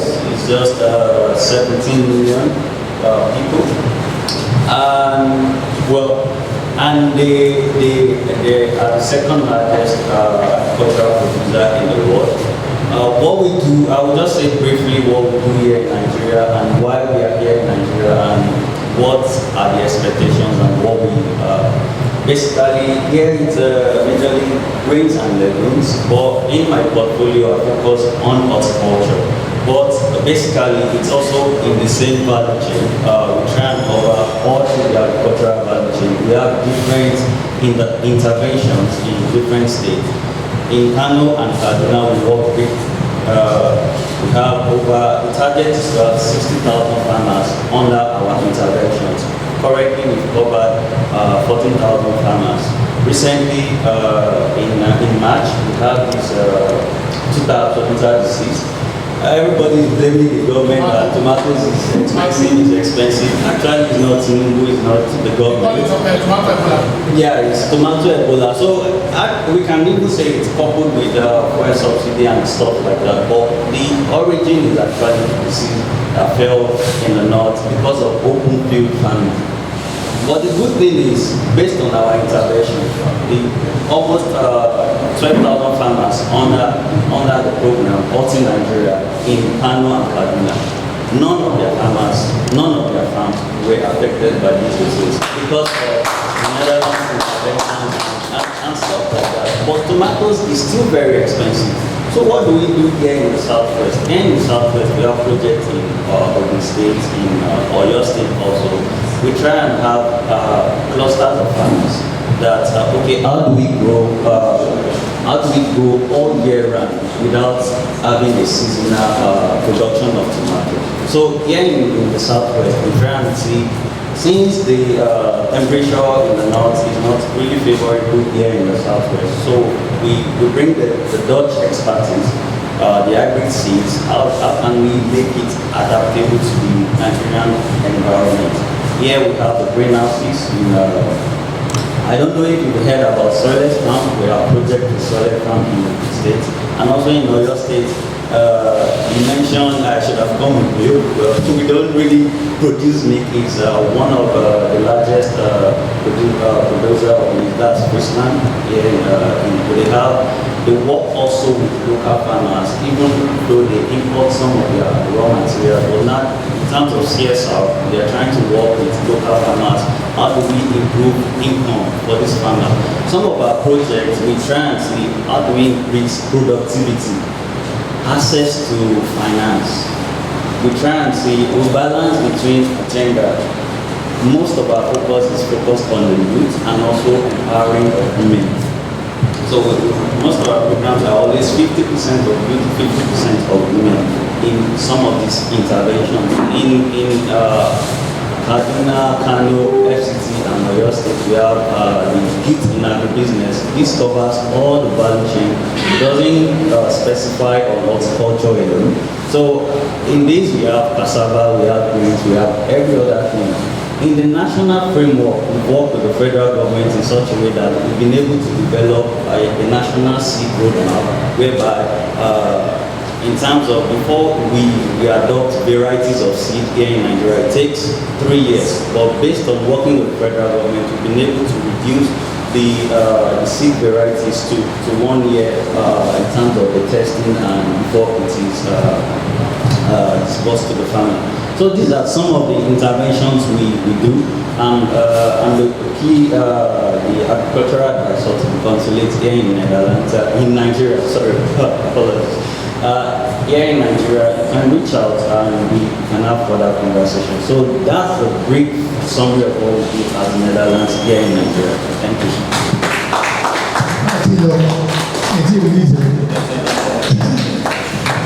We have been chasing him for like 30 years before we got to him. Now, this is my own issue. You keep saying youth, and you keep saying you keep saying youth, keep saying women. Who is being the official? Are you taking them out of the market? Youth at what age? And I'm still very active. I'm a farmer. I don't do any business at this family. So what will happen to us? Have you? Now we they pay the school fees. Now we get everything, so you need to address it. Because we all know that youth, we the youth. We are not lazy youth, we are the future. And we try and see most of these, the youth, they have a lot of innovations, or we have like a business champion that works on drone. So like he was able to help with farmers or maybe 60 acres, and also in terms of infestation. And these are some of the innovative ideas that we try and help the youth to build on.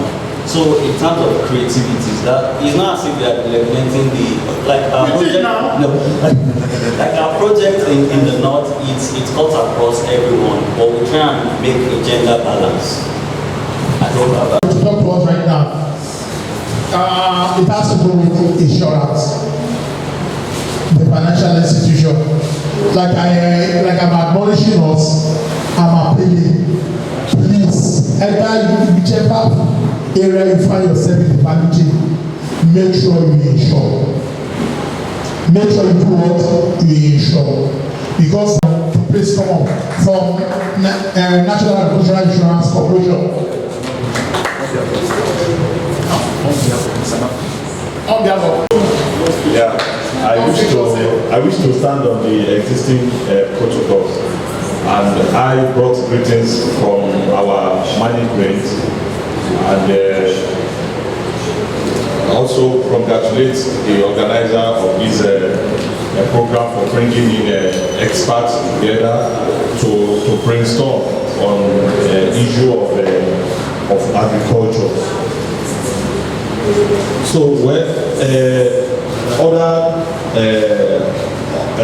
the last speaker has spoken a lot, but in agriculture, the part of agriculture that is most important is the primary production, because once the primary production is affected, it affects every other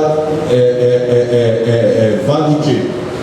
What I mean, for example, if a farmer plants maize and the maize didn't do well, or it suffer loss on the farm, it has it has affected the value chain, because once the farmer doesn't have a good yield on the farm, he won't have anything to take to the factory where maybe you can produce your feed meal, your conflicts, and so other things. So the agri value chain, the primary production is very, very important. And this primary production we are talking about do suffer some adverse effects that human being doesn't have control over. There are some risks in the primary production that there's nothing we can do. It is beyond human control, maybe due to climate change. And for example now, because we work with other relevant agencies like NERDC has brought out their prediction, and that the rainfall in some area will go to very high, and we are sensitizing our farmer. For example, currently there is sensitization going on in Ikeja. So, and that's that. No, I may not be working with this on maybe 2 slides, and then I move on. So the first slide. So the Nigerian Agricultural Insurance Corporation, it is owned by the federal government of Nigeria, and we are the only insurance company owned by the federal government. It was established in 1987 and backed by the Enabling Act in 2004. It ensures agricultural risks and its value chain and general business. Subsidized premium on selected crops and livestock by 50%. Here, what means that the subsidized premium is that the government said we should not put a burden on the farmer, so the premium we are charge farmer, the government is paying half of it, while the farmer pays half of it. So subsidy to be paid back tonight by federal and state governments of business, this one, and it's established for all categories, for all farmers. Compulsory for credit finance agricultural venture. Federal government support on losses greater than 200%. In I think in year 2012, during that flood, because we went to government for assistance, because it is the losses that occurred that time, it is beyond our threshold. So government had to come in and assist us. So this night can we go next slide.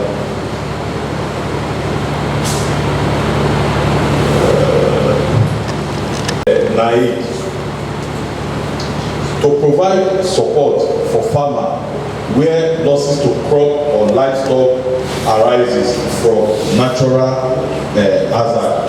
This is a natural hazard where farmer cannot run away from it, because we are not God, and we cannot control excessive rainfall, or sometimes pest and disease. All these natural occurrences. To induce the provision of credit by financial institution to farmer. Zenith Bank is there, so if you go to them for loan, they will ask you that you should go and insure your farm with night, because this money they are giving to you, it is government money, and they want to make sure that they are giving you as and they want to make sure that it is secure, so that if anything happens to your investment, there is a place they can call back for indemnity. To promote agricultural production, to minimize or eliminate the need for government to provide ad hoc assistance to farmer during agricultural disaster. Before NAIC was created, whenever farmers suffer loss, the federal government used to dip hand in the well, I would say the money they have not budgeted for to pay farmer. So some people sat down and said, okay, why can't we create an organization that will be responsible for this, instead of the money they are supposed to use to do other national issues they'll be using to pay farmers. So that's why NAIC was set up. So okay, the next slide. The next slide. The next slide. The value chain.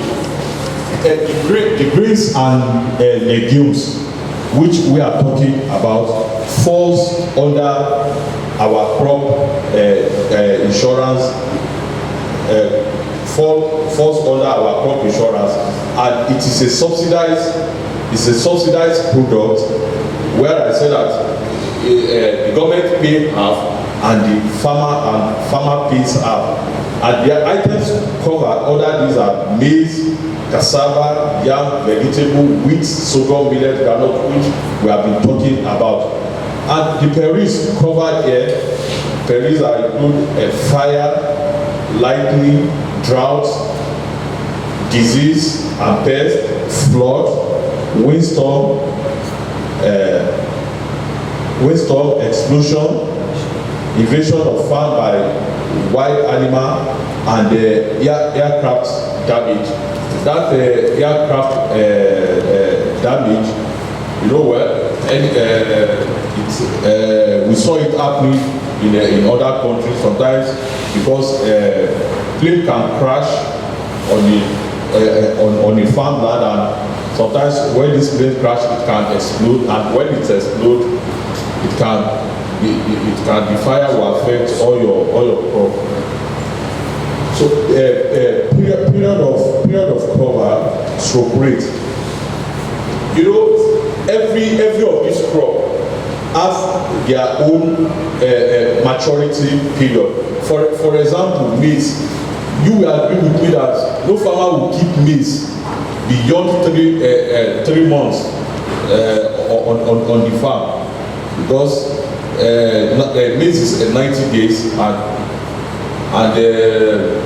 then after 90 days we expect that the farmer should have harvest his maize and put it inside maybe his warehouse or in stock, which there's a separate cover for that one.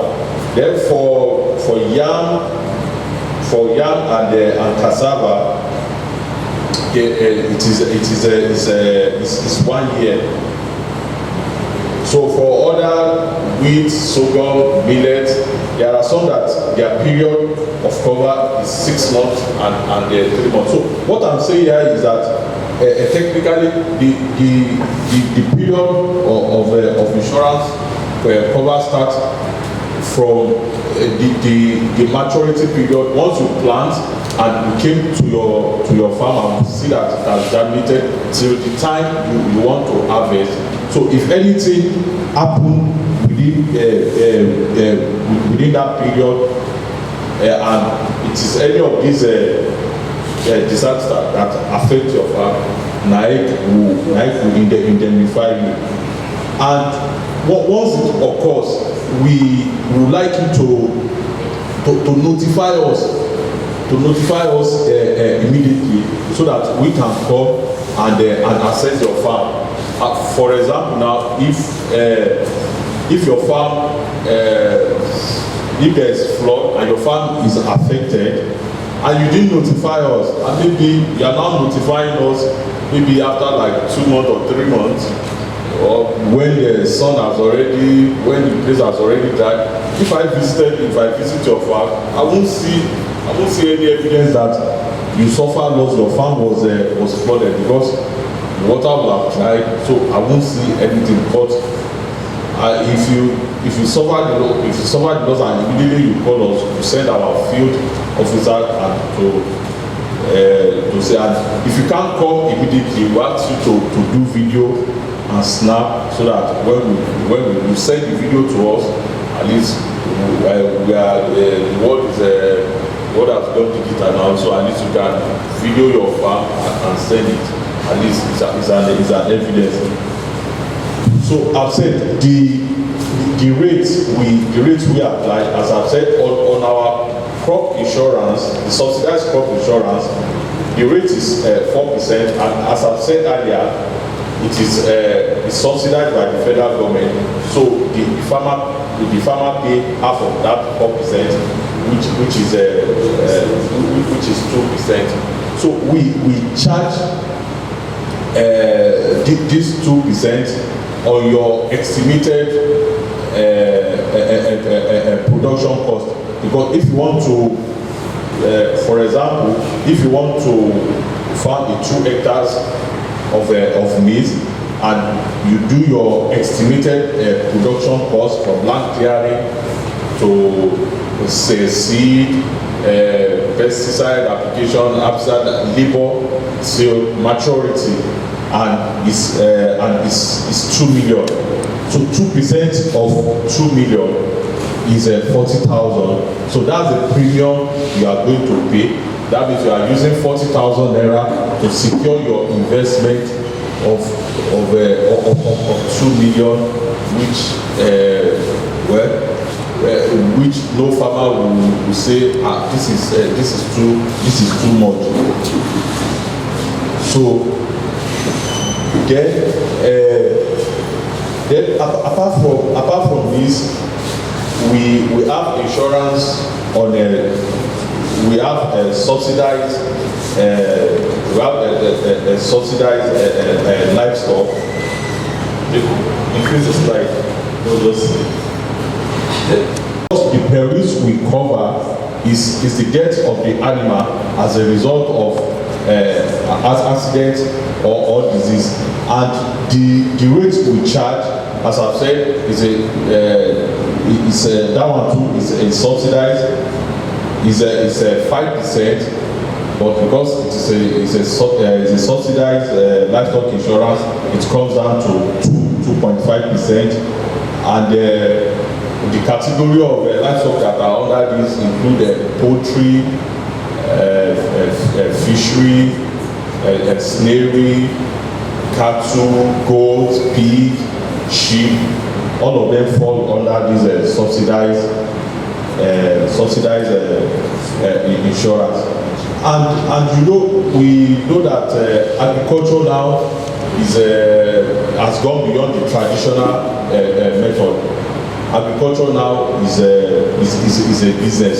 So there are some other insurance that we tailored along the value chain.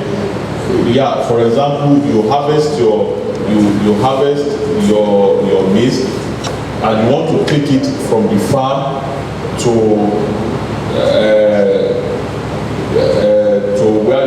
the manufacturer where you're going to produce it. There is a risk from your farm to the factory, which is a GIT, and we also have the storage risk. After you harvest your maybe maize, before you take it to factory for final production, you can insure it for fire or burglary, because you can put your things if it is bubbled, if it is in a warehouse that is secure. So if anything happens, we will indemnify you. So then, apart from that, we also do marine insurance. So, the other speaker was talking about export. If you want to export your product, we also offer a marine insurance, so that in case, whether by air or by ship, so that in case anything happens, like our God was mentioning, incident that happened to his dad friend, assuming that man had get a valid, a proper, a genuine insurance. The insurance they will have indemnified him. So, and then there are some other specialized insurance I offer, like area geo index insurance. That one is a high grade, and weather index insurance. And then because of time, I won't be able to talk more. But we are all over 36 states of the federation with our head office in Abuja. But for further inquiry, our office is at 209 Obaliko Road. You can visit at any time, so that we can talk at then on how to insure your farm. And then one thing I assure you that we always visit your farm, even because in our heart because we do come for monitoring, and we won't tell you after the first visit that we arrange ourselves, this is the location of my farm. You can come to your farm at any time, and the reason is that to checkmate you whether you are an absentee farmer or not. So we can visit your farm anytime to see how you are faring. And when we visit your farm, we lecture you when we see things that you need to put in place, or things you are not doing well. We lecture you, tell you this how to do it. And we have a lot of in night we have a lot of experts. We have a vet doctor, we have an agronomist, we have an animal scientist. So when we are visiting your farm, it is an expert that is visiting your farm, depending on what you are doing, either crop or livestock. So on this note, I want to say thank you very much. Any question? Any question on insurance? Don't be scared now, because I know once we hear insurance, an average Nigerian think of it. You know, insurance, we collect money from group of farmers and keep it somewhere, and because we know that if, for example, 20 farmers insure with us, not all the 20 will suffer loss at the same time, but it is from this money, maybe one or two people that suffer loss that year. It is from this money that we use to compensate the 2 or 3 farmers that suffer loss. Maybe this year it is there, maybe following year it might be you. So it is from that pool that we always use to compensate any one of you that suffer loss. So the money we are collecting is a farmer's fund. Like is just managing that fund, and we are not profit oriented. So, and whenever we make a little profit, we put it in the central bank in our reserve fund, so that when we have a bigger claim, we can go there and pay farmer. My question is very simple.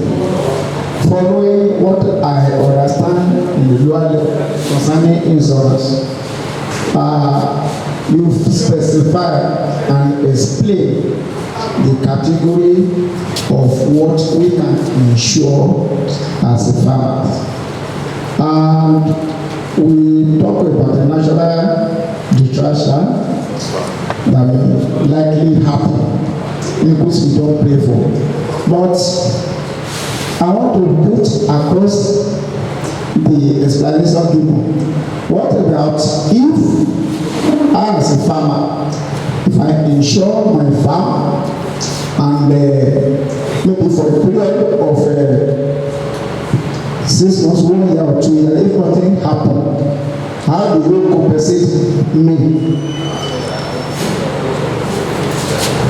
That the premium you are paying is a pool. We put it in a pool, and it belongs to you farmers. Fine. If you did, maybe that's why I made an example. Maybe 20 of you gathered money. As I said, it's a pool. You are paying your premium. No, you didn't suffer loss.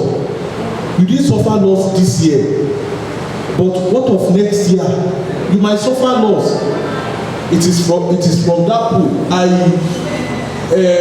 had an incident in Lagos.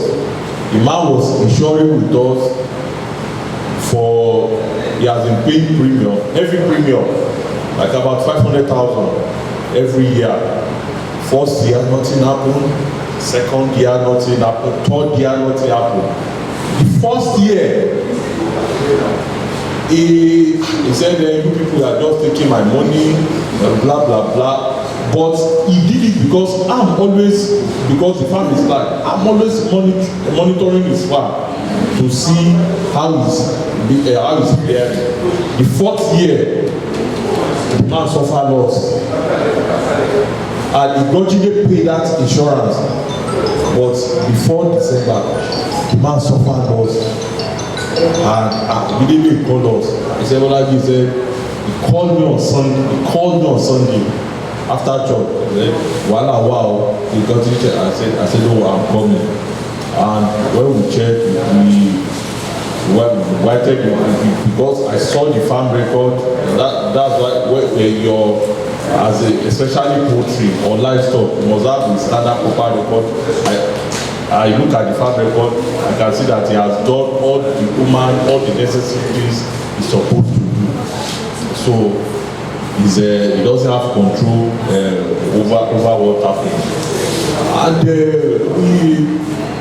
by and large, because by the time we deduct, because in insurance, there's what to call excess policy, because farmer too must be part of for the insurance. But by the time we deduct everything, we pay the man 15 million naira.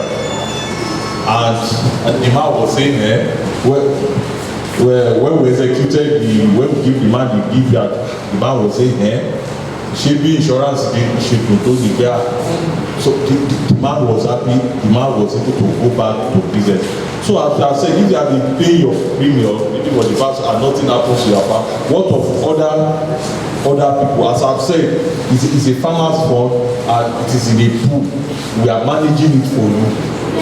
And as I've said, NAEC is not a profit-oriented organization. The government set us up to service the farmer. We are not like all other insurance company that declare dividend. We don't declare dividend. If we make a little profit, it go back to our reserve fund so that we can use it to pay a larger claim. I don't want to hear about it because either it or reporter. We've been talking since morning.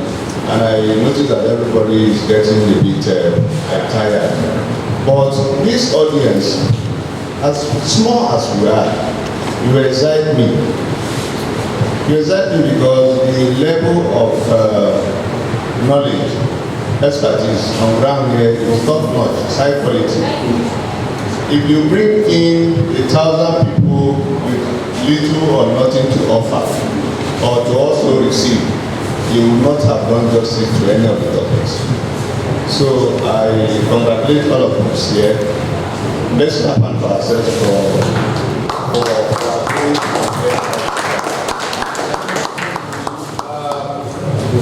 ladies and gentlemen, I the first time I came out here in the morning, I did tell you that I would stay with my colleague to the end of this program.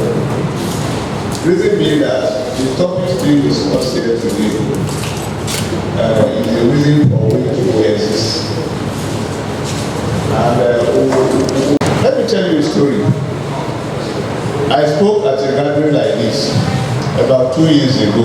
Farmers. Please, sir, I hope all of us here are farmers. Yes, farmers, investors, agribusinesses. I saw some products. That means you have manufacturers in that. Yeah, it's a value chain. Entire value chain, very good. So a fellow asked a question, a farmer. He said, I've heard so much about value chain. I want to plant value chain. I want to farm value chain. Where can we get this value chain in agriculture to plant that everybody talks about it? Something came up, and you would want to laugh and say, this man appears to not know what he's talking about. He's asking a pertinent question that has to do with Nigerian population. Lack of requisite knowledge is a problem. Knowledge gap is the issue that we really have to feel. If you feel it, like just like the man who spoke this morning, you could stop that problem, you find a way from here. The Raw Material Research and Training Council is an agency of the Federal Ministry of Science and Technology. Our mandate is to ensure that there is adequate raw material for processing in Nigeria. It's very good. That means the mandate goes across the entire value chain. You have to produce, you have to process, and you have to take to the market. So the topic for discussion there, captures the essence of our existence. But we need to know what to do. And you also need to know what we do along this chain. Value chain analysis is one critical subject that we need to understand to be able to function very well or to be able to do agribusiness the way you explained this morning. Let's take a particular commodity and start with. Say legume. You need to clear the land. First, let's start from getting the land.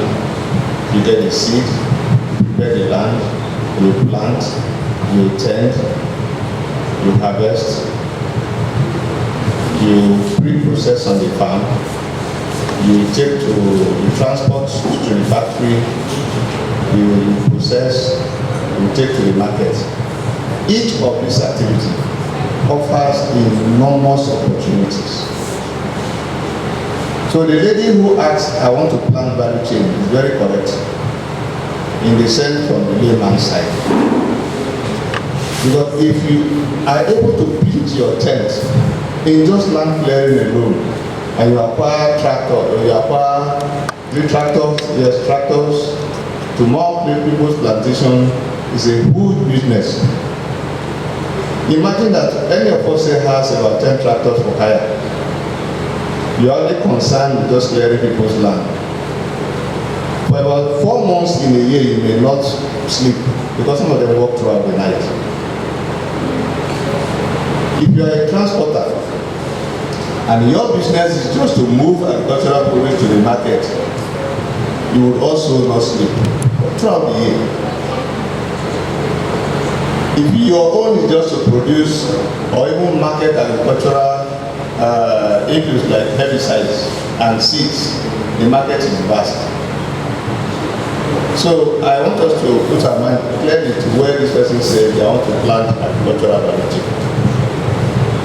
Each of these activity is a huge business on its own.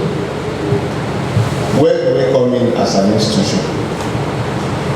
Our activity is to ensure that at each point of the chain, what needs to be done should be done by way of research, by way of innovation, by way of application of technology and dispersal of such technologies.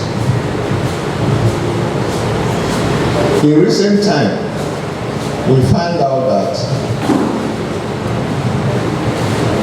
establishing industries without critical examination for the need of that industry, the product will become dead on arrival. Because you have competitors that you may not be able to outwit in the market. So there's no need even starting in the first place. We also noticed that most Nigerian businesses are interested in the processing tail end of the value chain apart from farmers. Everybody wants to process this, I want to process that, I have this product, I want to put this product to the market.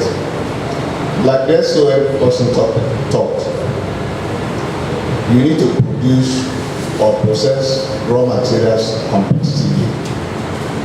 There are basic requirements to it.